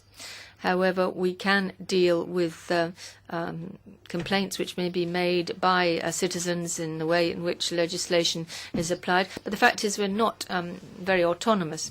What we do have is a parliamentary committee monitoring the activities of the intelligence services. This is called the Parliamentary Monitoring Committee or Parliamentary Control Committee. But it's not really an oversight committee as such. It is a group of MPs who can get in touch with the intelligence services in order to clarify certain aspects. That's been a committee, a parliamentary committee, which has been in existence for some time. It is possible for that committee to have sight of certain documents, have access to documents. However, it is the government that takes a decision as to which documents will be submitted to the group.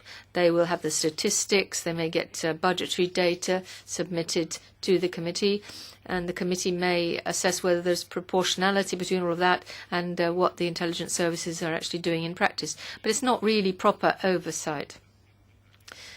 Now, if we find out that a law has been infringed, all this committee can do is to inform the Ministry of Justice or the Public Prosecutor's Office. So it's not really a proper oversight, parliamentary oversight committee with strong powers. But that's what we have in Denmark. That's what we have to deal with. So what about more recent events? Well, we're beginning to deal with the whole issue of data protection in Denmark. People have a great deal of faith in Danish institutions and in the intelligence services. The Danes in general have very great confidence in public bodies, and I think that's to a great extent been justified. And they have actually trusted the intelligence services hitherto. More recently, people have been more concerned about the protection of personal data. And this is not just in the light of the Snowden revelations, but though, you know, the recent allegations that Chancellor Merkel's phone had been tapped, her mobile phone had been listened in on. But, for example, there was a Swedish internet piracy case, and also a Dane who was hacking into, and Sweden who was hacking into all sorts of data without anybody spotting it. These hackers had access to information about the email accounts, for example, of a whole series of police commissioners, all sorts of information that they got from those emails. Information going from high-level police commissioners to other high-level police officers. In the end, those hackers were caught, and it wasn't any foreign power, even though they were basically professional computer hackers. They could have done a lot of damage, but it wasn't actually another country, another power. I mean, these are very these people sitting at home with their laptop hacking, basically. But that sort of thing made people a bit worried. And that meant that the whole issue of personal data privacy became front page news. But hitherto, the government has never actually set up any investigative committee to deal with these kind of issues. In statements to our Danish Parliament, our Minister of Justice has said that as far as they know, as far as the minister knows, no Danish public institution or personality has been in any way bugged. But no, they certainly don't know of this happening. We've had another authority speak to us, the Data Protection Authority, and the Data Protection Authority is still waiting to see the results of the European Union's investigation into all this intelligence activity.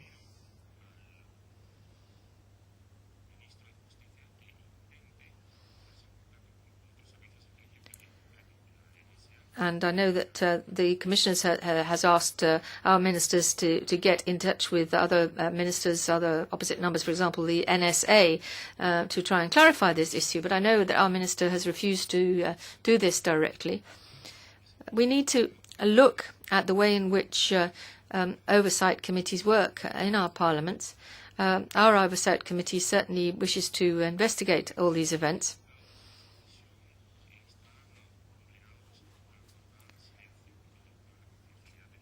But obviously, this is always subject to confidentiality. I can't report to you as to what the oversight body in Denmark is doing, because we have to swear confidentiality.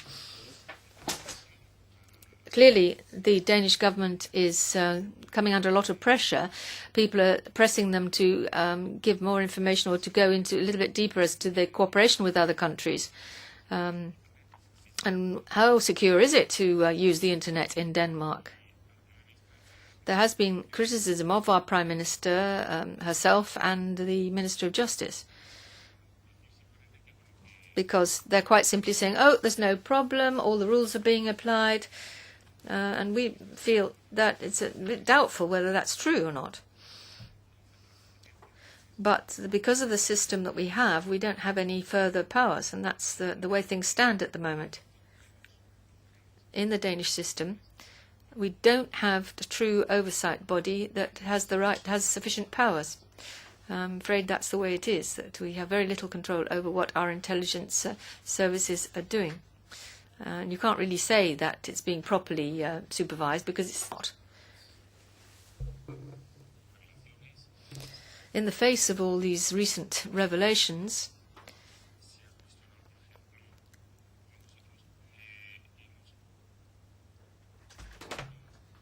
there have been questions asked as to whether the appropriate measures have been applied.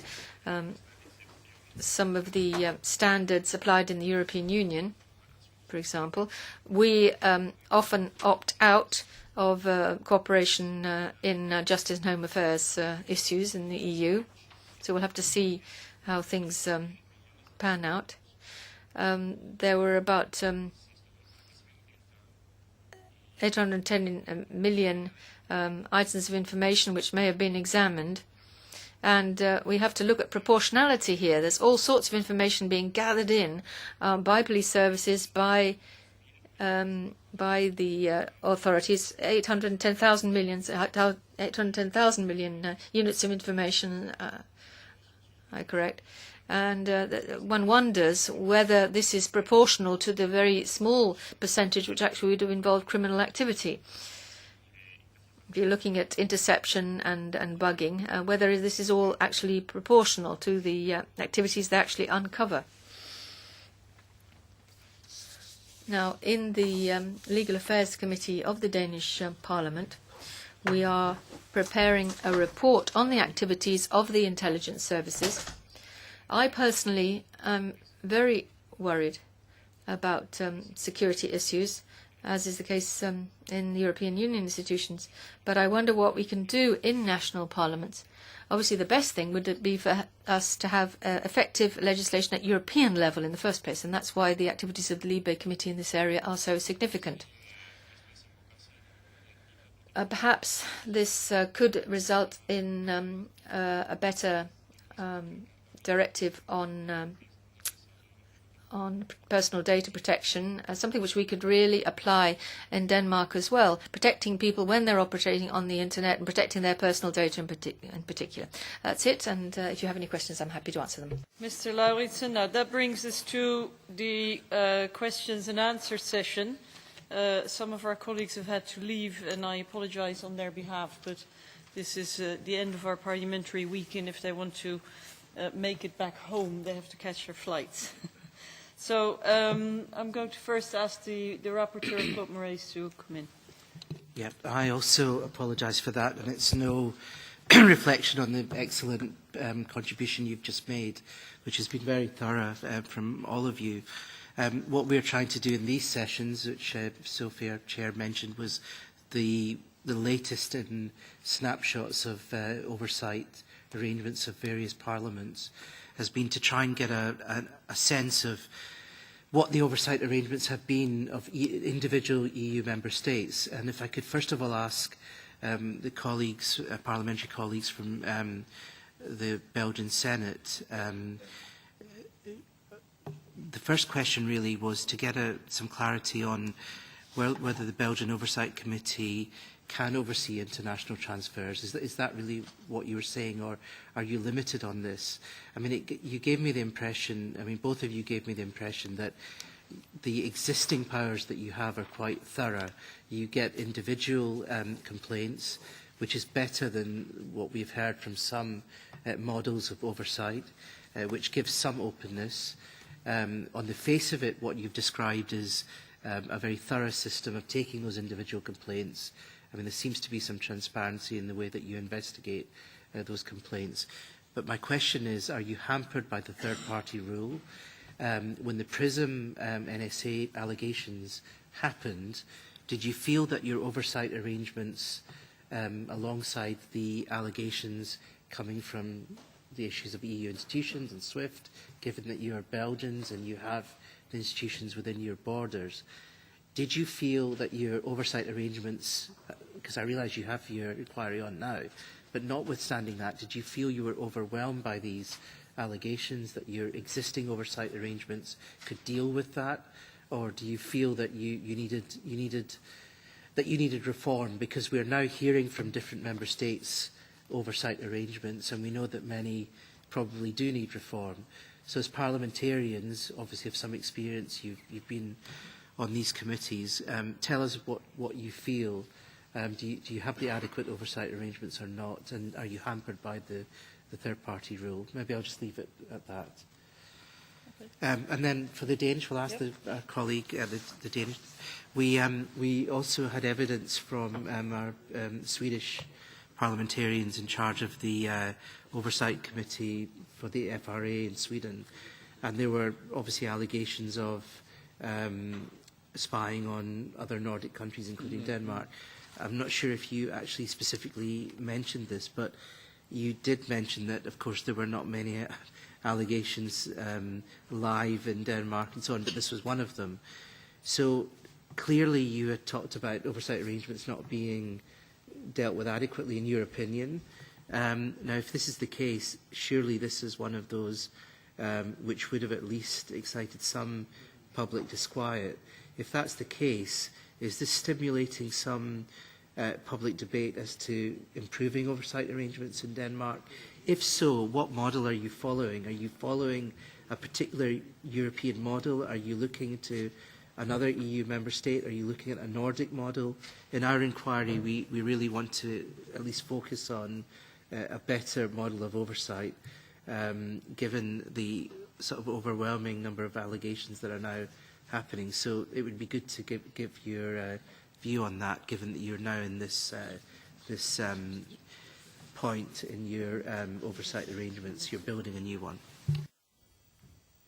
Thank you, Claude. I'm going to ask our panelists to reply in the same order as they took the floor. So Mr. De Decker first. Je serai très bref. Well, I could be very brief. Mr. Rappai will have something to add, I'm sure. As regards the resources available to us to deal with this significant international phenomenon, well, all I can say is that when the Echelon affair broke 10 years ago, there were only 2 parliamentary committees who did inquiries into it, and it was the Belgian Senate and the European Parliament. We were the only 2 parliaments to have an investigation into this. And when we have an inquiry carried out by the OR committee, obviously the OR committee does the work necessary vis-à-vis the intelligence services. Certain information is received by the OR committee anyway, and it has to then select which information it can communicate and which information it cannot. Because in intelligence information, protecting the source is extremely important, of course.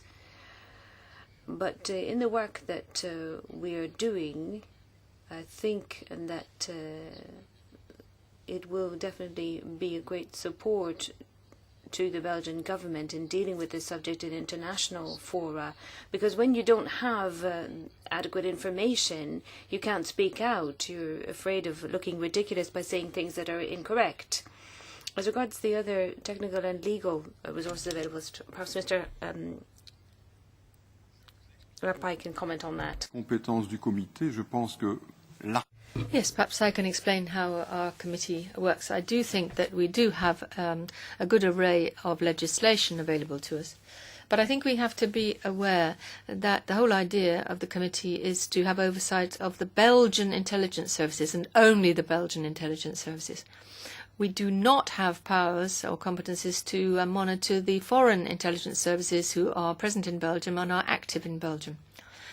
Last year, at the request of the former president of the Senate, we did carry out an investigation as to how Belgian intelligence services were keeping an eye on foreign intelligence services active in Belgium, where they had what we term a significant diaspora in Belgium. So it was a matter of seeing how the Belgian intelligence service worked in their surveillance of foreign intelligence services. However, it's rather difficult because most of these foreign intelligence services are supposed to be friends, in inverted commas, at least those that have significant influence or diaspora within Belgian territory. So it's a bit of a difficult situation. But at the request of our Senate, we perhaps asked to keep an eye on friendly intelligence services in Belgium, but it's very difficult. And the fact is there are an awful lot of so-called enemy foreign intelligence services present in Belgium as well, particularly in Brussels. So there's quite a lot on our plate. So it's a matter of priority, really. It's very difficult to cope with all of it. Now, one thing which we haven't got in our law, and I think is something which has only recently been considered, we've suggested that in our law And when we talk about the intelligence services, that it is stated explicitly that these services should be monitoring the activity of foreign intelligence services, because that would help our intelligence services to be more active in that area. Now, as to our committee, there are only 3 of us. It's a collegiate body. Of course, there's not just the 3 of us in one sense, because we have an investigation service, we have a legal service, and some document administration staff. So we have about, I don't know, 20, 25 people to check on what's being done by the Belgian intelligence services, who are already very busy, especially in Brussels. Now, technically speaking, we also need the right IT. We need really good IT people. There's an awful lot of competition from the private sector, and it requires a lot of investment. Belgium, like other countries, and of course the EU itself, is subject to difficult budgetary constraints. And this is not going to improve, I think, in the next few years. And the financial aspect is a very significant limitation. We really do need much more investment in IT security and ways in which we can protect our IT and communication structures in infrastructure in Belgium. One government decision was taken after a recommendation made in 2011.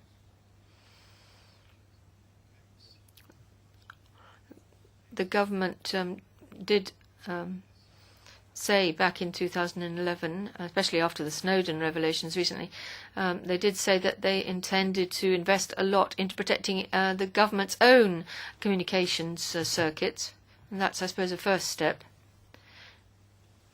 Now, I may be a little critical, but the fact is that the committee, the Oversight Committee, had asked the Belgian government to do this for years, and it took really the Snowden affair to get money flowing in order to protect the political communication system of the government. Tak for spørgsmålet. Thank you for the questions. Regarding the Danish system, as I said in my presentation, we actually made a new law last year. Before making that law on parliamentary oversight and this new independent oversight of the intelligence service, the Justice Committee made a study trip to Norway and to the UK, and then there was a committee work that has been going on for 10 years, and their recommendation, it all came together to this law that was passed last year. I think if we had this discussion right now about making a new law, the outcome would be different due to the Snowden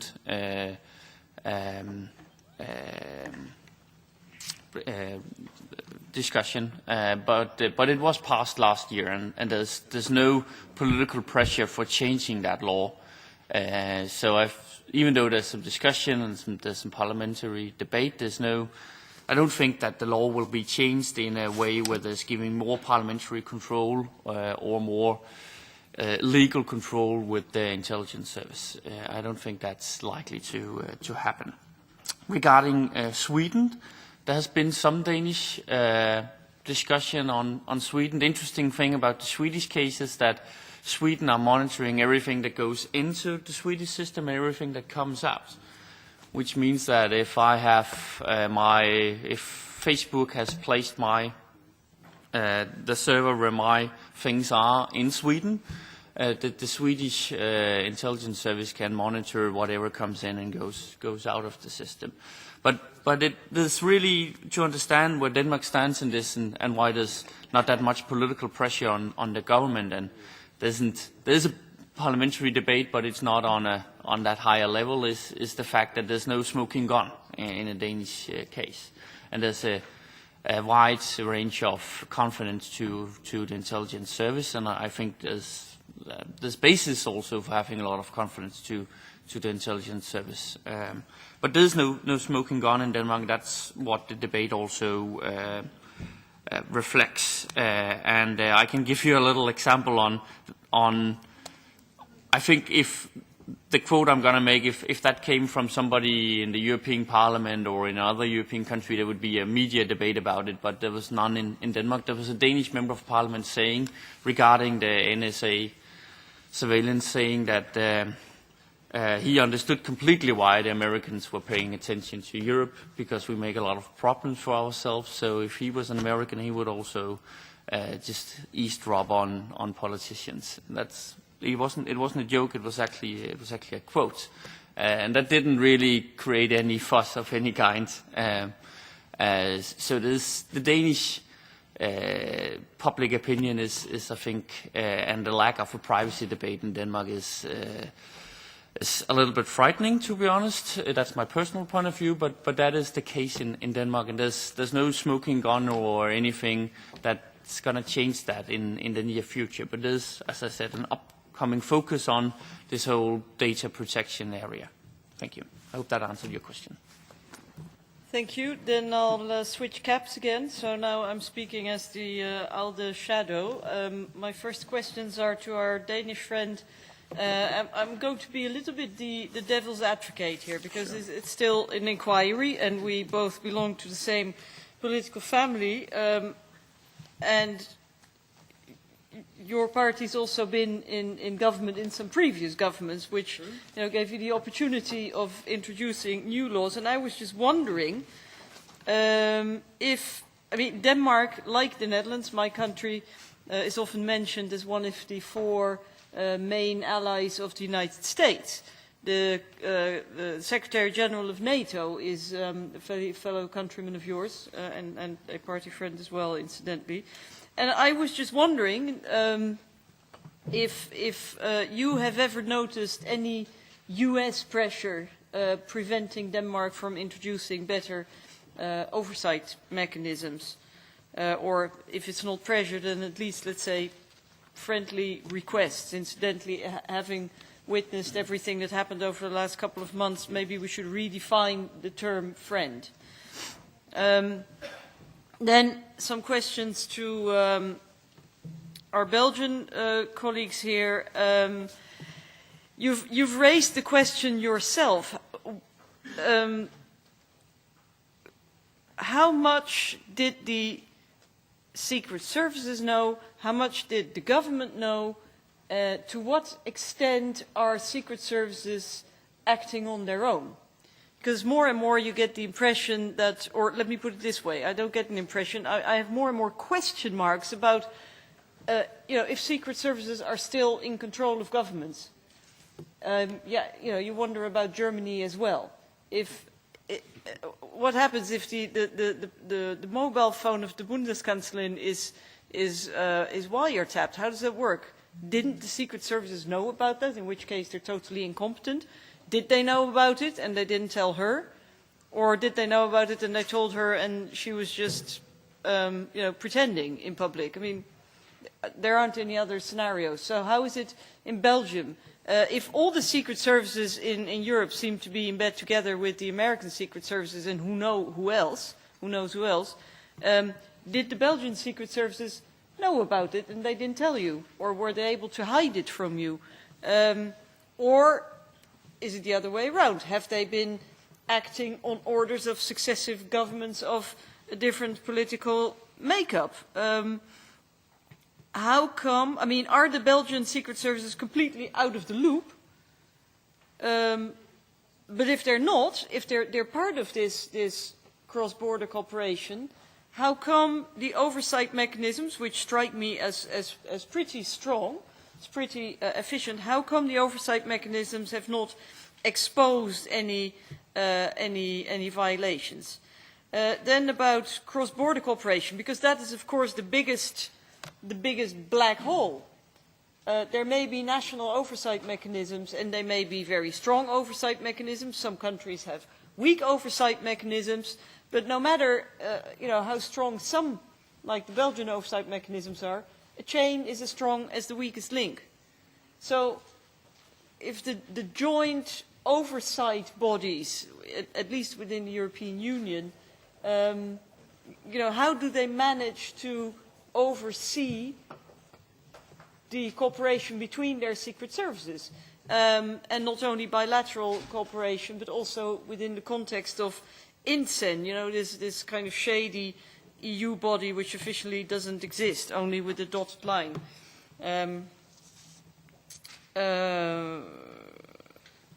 What other questions did I want to ask? Oh yes, I have one final question. I was struck. We had the Belgian Data Protection Authority, the Commission pour la Protection de la Vie Privée, here with us during the session on Belgacom. And I was just struck, and you know, the Belgian Data Protection Authority tends to be very, you know, they're almost militant, really very much on top of things. So I was very struck to hear him say, "Oh, but everything's fine. We've not seen that any data have been compromised or any personal data have been accessed." I mean, that seems so implausible. Would you say that there is any kind of, are they bound to silence somehow, even if they've observed that data have been compromised, and if so, would something like that be brought to your attention? Shall I ask you to answer in the order that I've put the questions? So first Denmark and then Belgium. Well, thank you for the question and for acting as the devil's advocate. I really enjoyed that with the last session we had, which, by the way, the introductions was very producial and, well, not that interesting, but the debate was very good due to some very interesting questions. That was very useful for me. But to answer your question about whether the US has put any pressure on Denmark, I don't believe so, and we consider the US a strong ally of Denmark, and we have a strong cooperation. And I firmly don't believe that they have any interest in or are pressuring the Danish authorities in any way regarding our oversight facilities or not enhancing our oversight facilities. They have, actually an interesting system in the U.S. Congress for oversight on the intelligence service. So I don't see why they should oppose some of the countries working together with them to have the same system. So I don't believe that that has happened. The reason why we have the level of oversight as we're having in Denmark is, I think, it's due to the fact that that's the political compromise, but it's also due to the fact that there's no evidence or anything that says that this Danish intelligence service, secret service, are doing things they're not supposed to do. So there hasn't really been any discussion on this in the Danish public opinion, and there's no pressure on politicians. So even from a theoretical point of view, you could make the argument that there's not balance in the system. That's my personal view, but that's not being. There's no pressure for changing the laws and the tools of the oversight committees in the Parliament or the independent oversight committee that was passed last year with this new law proposal, because there's no evidence saying that the Danish intelligence service are working outside of the Danish law, and I don't think that that there's going to be a pressure on changing that until it shows, and I really hope that it doesn't show that something is not working within the boundaries of the law. Thank you. Okay, so nothing rotten in the Kingdom of Denmark. Mr. De Decker. Écoutez, en ce qui concerne...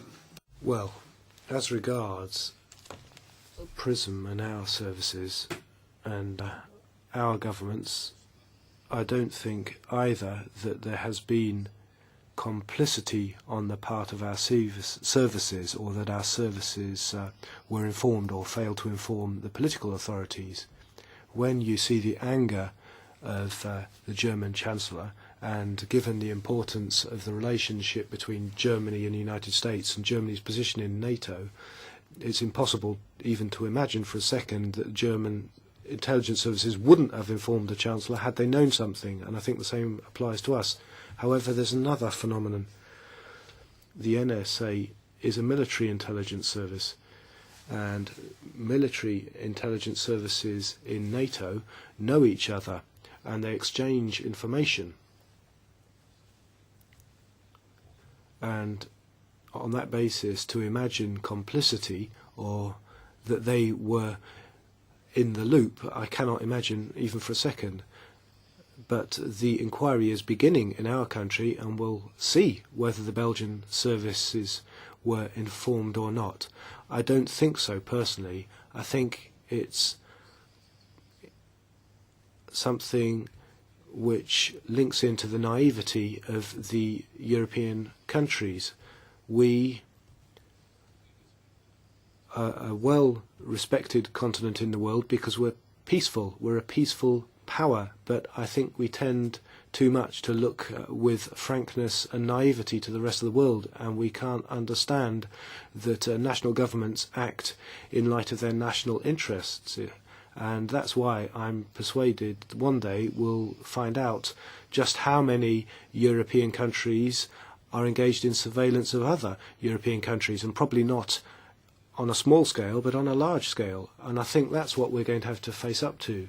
And that's where parliamentary scrutiny in national parliaments is important on this topic, because that's how, and particularly the European Parliament, by the way, that's how we can hope to move on. But this naivety, this frankness is part of it, and also the development in technologies, which is moving much more quickly than politicians can imagine, is an issue. And the big services tend to use technology as much as they can without necessarily informing the government about it. I'm not certain, far from certain, that Mr. Obama has had a full explanation of what the NSA was doing. That hasn't been written anywhere. It's possible he knew, it's possible he didn't know. That also prompts the question of the US Congress's scrutiny of what the US services are doing. They've had that congressional scrutiny for a long time, but it's been very closed and monitored. And in the scrutiny committee of the US Parliament, if you're a member of that committee, then you're highly respected. So I think all this needs to be developed in the United States. Perhaps that will be the consequences of this, because I don't think overall the US authorities are particularly proud of what has been discovered, thanks to Snowden, moreover, because it's thanks to Snowden we know. I think it needs to be checked out, but thanks to Snowden we know more, and I think that will have very major consequences within the alliance and within each of the countries of the alliance. I hope so, because I don't want to be too naive in the future either.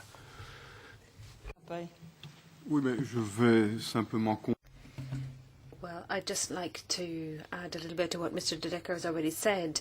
Our investigations are underway at the moment, so we will have a clearer picture next week and over the weeks to come. The question that was raised, well, not just one question, in fact, but several questions. What did the services know? What should they have known? And did they carry out what we call a risk analysis, given past experience? Given the SWIFT affair, the Echelon affair, did they not at some point think, or should they not have envisaged the possibility of something else happening with the current technology available? So that is a question that we are confronted with at the moment. We don't yet have specific replies to those questions. Apart from that, we have no indications that the Belgian intelligence services, with the means available to them, are monitoring the government. I think that we can rest assured on that one. As regards cooperation between services,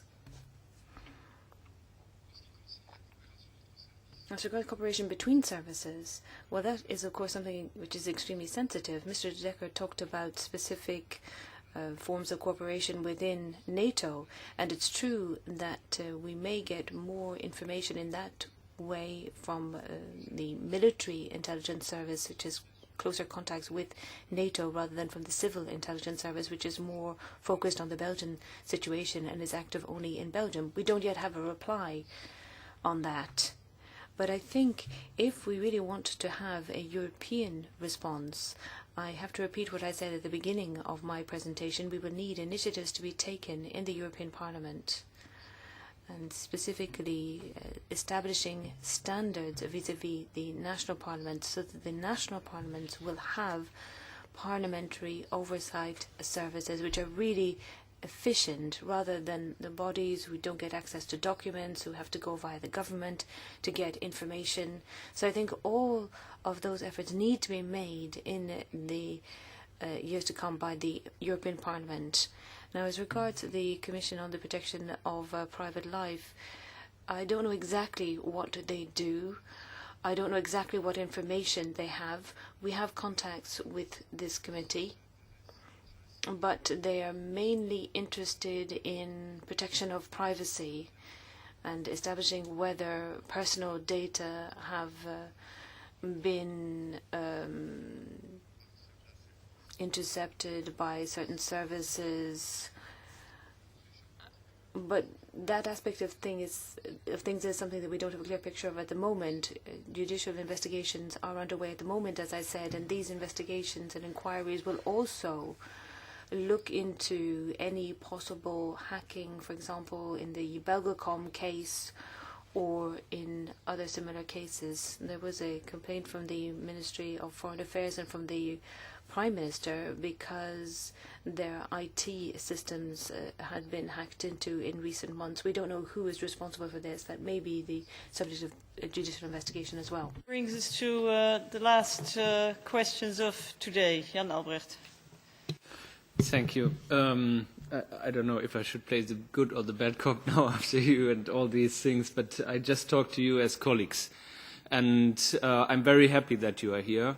And I'm very happy that you're mentioning the Brussels Declaration and that you are calling for common action. I think that's what we need to start off from now, from this meeting at the latest, and also from our report, which we hopefully will conclude beginning of next year.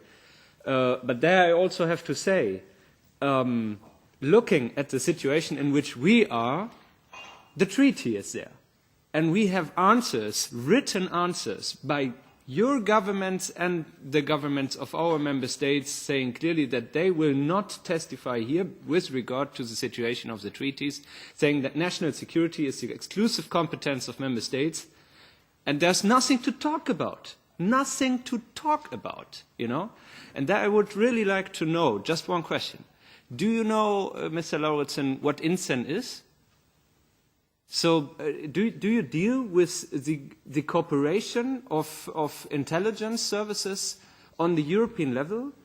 And do you deal with the questions of which rules apply to that?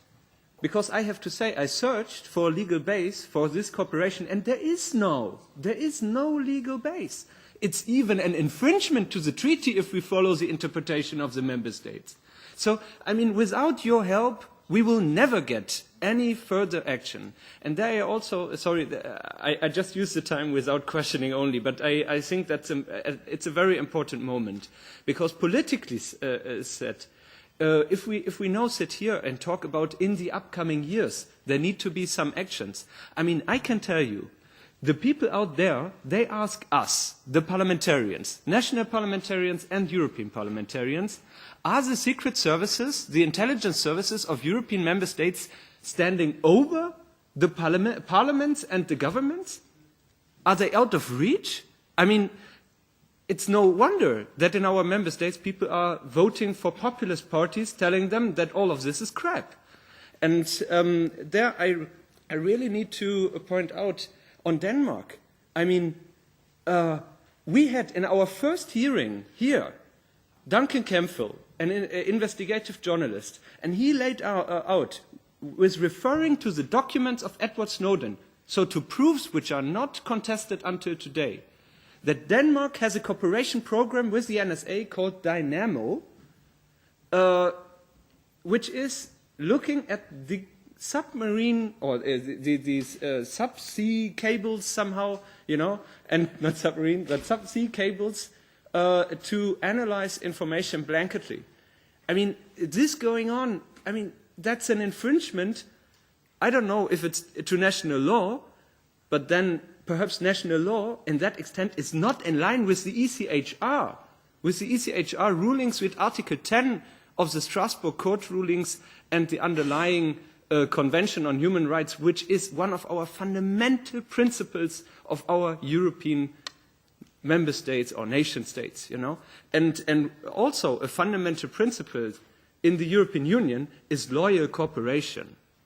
And you mentioned that also. I'm very happy about your mentioning, Mr. De Decker. I think that the principle of loyal cooperation completely goes against the bilateral agreements which you mentioned too. And I really don't see that attacks by British authorities or alleged attacks by British authorities to the territory of other member states, like your Facebook server in Sweden being attacked by the GCHQ. It's not only the Swedish intelligence services looking in your Facebook data. It's the GCHQ by attacking companies.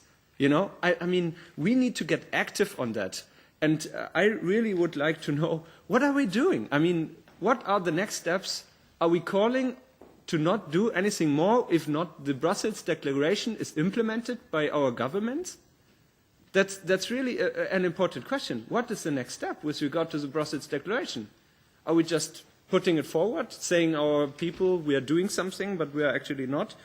And also, I think we need a clarification with regard to what is foreign security, as you were saying, the spying on foreign activities.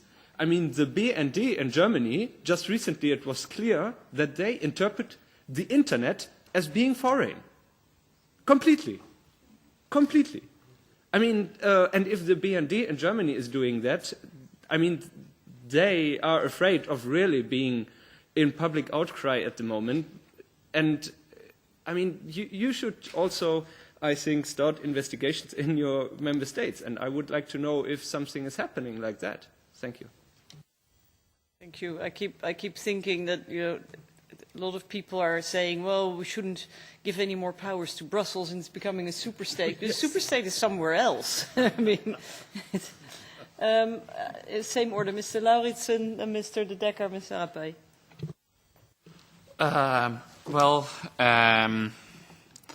There was one of the former speakers on the last session saying no comments a number of times, and he can't elaborate. And I have to say on a couple of your questions when it comes to the question of Dynamo, US-Danish cooperation, I can't give you any answer on that. And even if I knew anything, I couldn't tell you anything. I wouldn't be allowed to tell you anything. So.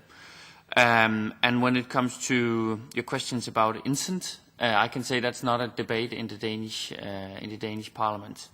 Perhaps it should be, and I'll be happy to look into the two things that you're touching upon. But I can tell you that it's not been a discussion so far. The Danish Parliament is also divided in the question whether. And that's perhaps to elaborate on some of my points before, whether you should increase parliamentary oversight. There's a number of members of parliament saying that if we do that, we also become responsible. That is to touch upon your question there. Perhaps it's the best solution if it's only the minister that knows. And the Danish justice minister and the Danish prime minister definitely knows that I'm certain about that 110% what our intelligence agencies are doing and which cooperation they're having with other countries' intelligence service. They know and they can get an answer on any question they want. But that also means that they are completely 110% responsible. And there's some parliamentarians that perhaps the best solution is that it's the minister who knows everything, and then it's also the minister that's responsible for everything, and not an oversight committee in the Parliament that knows a number of things but really can't respond, and then indirectly becomes responsible for some of the agreements that are made. I think can that's feel a whole my new point, season of Borgen coming up, you know.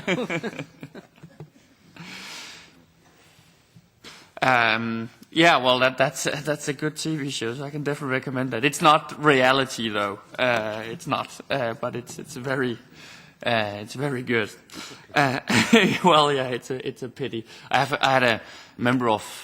a lot of members from the Nordic countries coming to Denmark, fellow members of Parliament, saying we want to be members of Parliament in Denmark because we've been in Borgen and it's very interesting. It's boring here in Sweden and Norway.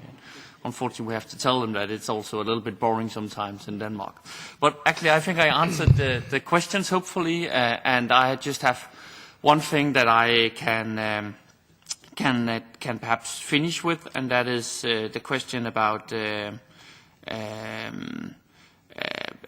cooperation. That I think it's very important that there's good cooperation, and I think that we will definitely use the report that this committee is finishing with, and hopefully can help follow up on some of the recommendations in a Danish context. But I also think that there's a potential for building an alliance with some of the big companies like Facebook, Google, because they're definitely not interested in intelligence services, regardless of which countries they are, taking their data from their users and being under the law obliged to hand it over. So I think there's also a way there to go to make a cooperation with Facebook, Google when it comes to statistics on how many times intelligence service and authorities and others are asking them to deliver some of their data from the users. So there's two ways to go here. Thank you. Thank you. We're gradually coming to the end. Mr. De Decker. Thank you, Madame. Nous vivons dans un monde qui a discuté. Well, there's no doubt that we're living in a dangerous world and that those threats are ever changing. 10 years ago, nobody was talking about cyber attacks. Now it's becoming a bit of an obsession for our governments. And this isn't just the case for Europe or NATO. Think about the number of attacks from the Chinese or other countries who've been found out. I think that demonstrates the case. The problem is that we in Europe are continuing to deal with defence and security issues on a national basis. And if we don't change that, and if we don't really move towards a European defence and security policy, a Europe-wide policy, we will be more and more vulnerable. Unfortunately, there are countries who've been powers for thousands of years, like France and Britain, who believe, and perhaps naive enough to continue to believe, that they're still superpowers. And they're no longer superpowers faced with this kind of threat. But they persist in thinking that they can deal with these matters at a purely national level. I was the president of the WO, and was able to deal with the defence issues at that time. And then the WEU was closed down, and all the powers of the Western European Union were transferred to the EU. Now, the result of all that was that national parliamentarians who were represented in that organisation were properly informed, and ministers would come to the assembly in Paris and talk about those issues. Now the EU has powers over this, and one can understand that. There's no real integration, but there is a competence, there are powers for the EU and the European Parliament. And the European Parliament and the defence people from national parliaments meet twice a year. I think Lady Ashton came along for 5 minutes, Mr. Rasmussen came along. But this is not at all what we used to have in Western Europe. We're far less well informed than before. And I think if we're talking about building up European defence, I think we're actually backpedaling. We're backtracking. And in fact, in the face of this kind of threat, we should be moving more quickly. And we need to resist those who are not prepared to accept the integration of defence and security issues in Europe. And it could be done. Now, I may have been being a bit pessimistic, saying that intelligence services think they're above their governments and more important. No, obviously, it's better that they should be checked by both governments and parliaments, and I'm sure they have to report back to their governments, because any slip-ups, any accidents could cost their governments dear. I'm sure that the intelligence services are well aware of that, and they report back, and they are in contact with each other. Civilian intelligence services, also the military intelligence services, report back and share information in NATO.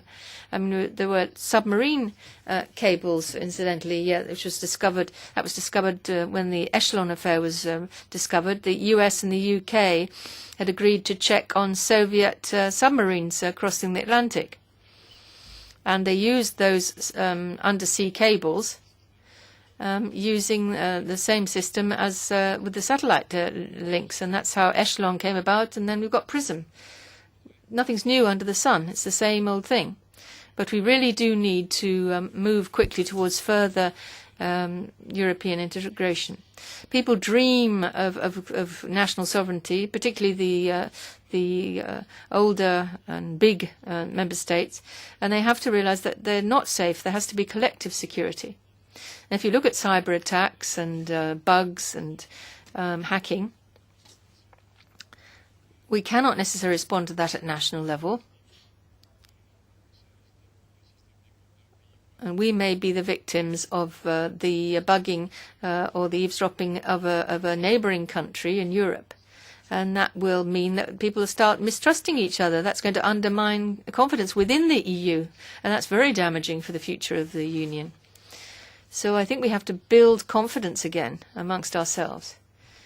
Simply by further integrating, we mustn't dismantle Europe as a result of this kind of thing. There is a bit of a shock effect at the moment. People are so horrified. Governments may be too aggressive, and this might actually damage the future of Europe. Merci beaucoup. Mr. Rapay, you want to add anything? You're the last speaker, so... I don't have anything to add to what Mr. De Decker said already on the subject. The question that you might wish to answer in conclusion of this session is the question on what could be the follow-up to the Brussels Declaration.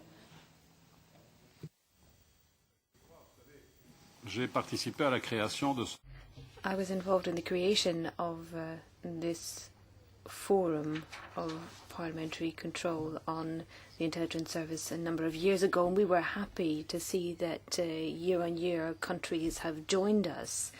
So through this conference of countries that have a system of parliamentary oversight, we have managed to keep things moving forward and making progress. Now, with what has happened now, we hope that in the various parliaments who have this form of oversight, this will lead to joint initiatives which could be the result of the work that we do at upcoming meetings.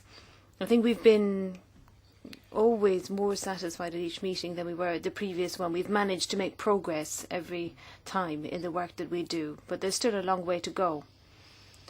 And I think a report coming from this committee could also have a very useful impact on the work that we are doing there. Perhaps I could just add something to that. You made a reference several times to the meeting and the Brussels Declaration, which dates from September-October 2010. The next meeting will be in Bonn in October. The following meeting was in October 2012. In 2011-2012, we didn't have any meetings. I think what you could do is relaunch the whole process and ensure that the parliamentary committees or equivalent committees in the European Union can meet again and have an exchange Mr. De Decker has talked about the progress that has been made. I attended a number of the conferences, not all of them, of course, and I think that the level of trust was growing all the time. At the meeting in Bonn, it was the first time that the parliamentarians really had a significant exchange on the subject of what kind of rules do we need to agree on together to put an end to what is known as the third-party service rule. Can we not envisage the possibility of this rule no longer being invoked by a national intelligence service in the EU if the information is coming from another European Union member state? That is something that could be done as well. It's a rule which is important and will need to be kept, but it needs to be nuanced. And I think that your committee can play and should play an important role in relaunching that process. If we look at how services work when they meet on a bilateral level, we can look at that as well. But I think that the impetus for greater oversight needs to come from the national parliaments and from the European Parliament. So we're placing great hopes in you. Brings us to the end of our meeting, unless you have a pressing need to make a last statement. Just to say that these Thursday sessions are particularly difficult for everyone, including our staff and so on, because MEPs have to catch trains and planes, which we have to do. And I just want to thank everyone for their attention. It's just logistically difficult, and I want to thank the speakers for that. And just register my final disappointment, Chair, that to our Danish colleague, that in the United Kingdom we thought Borgen was real, and we think it was a documentary. So I just want to register my disappointment that it's not real. No, you got it all wrong. Yes, Prime Minister was real. Borgen is fiction.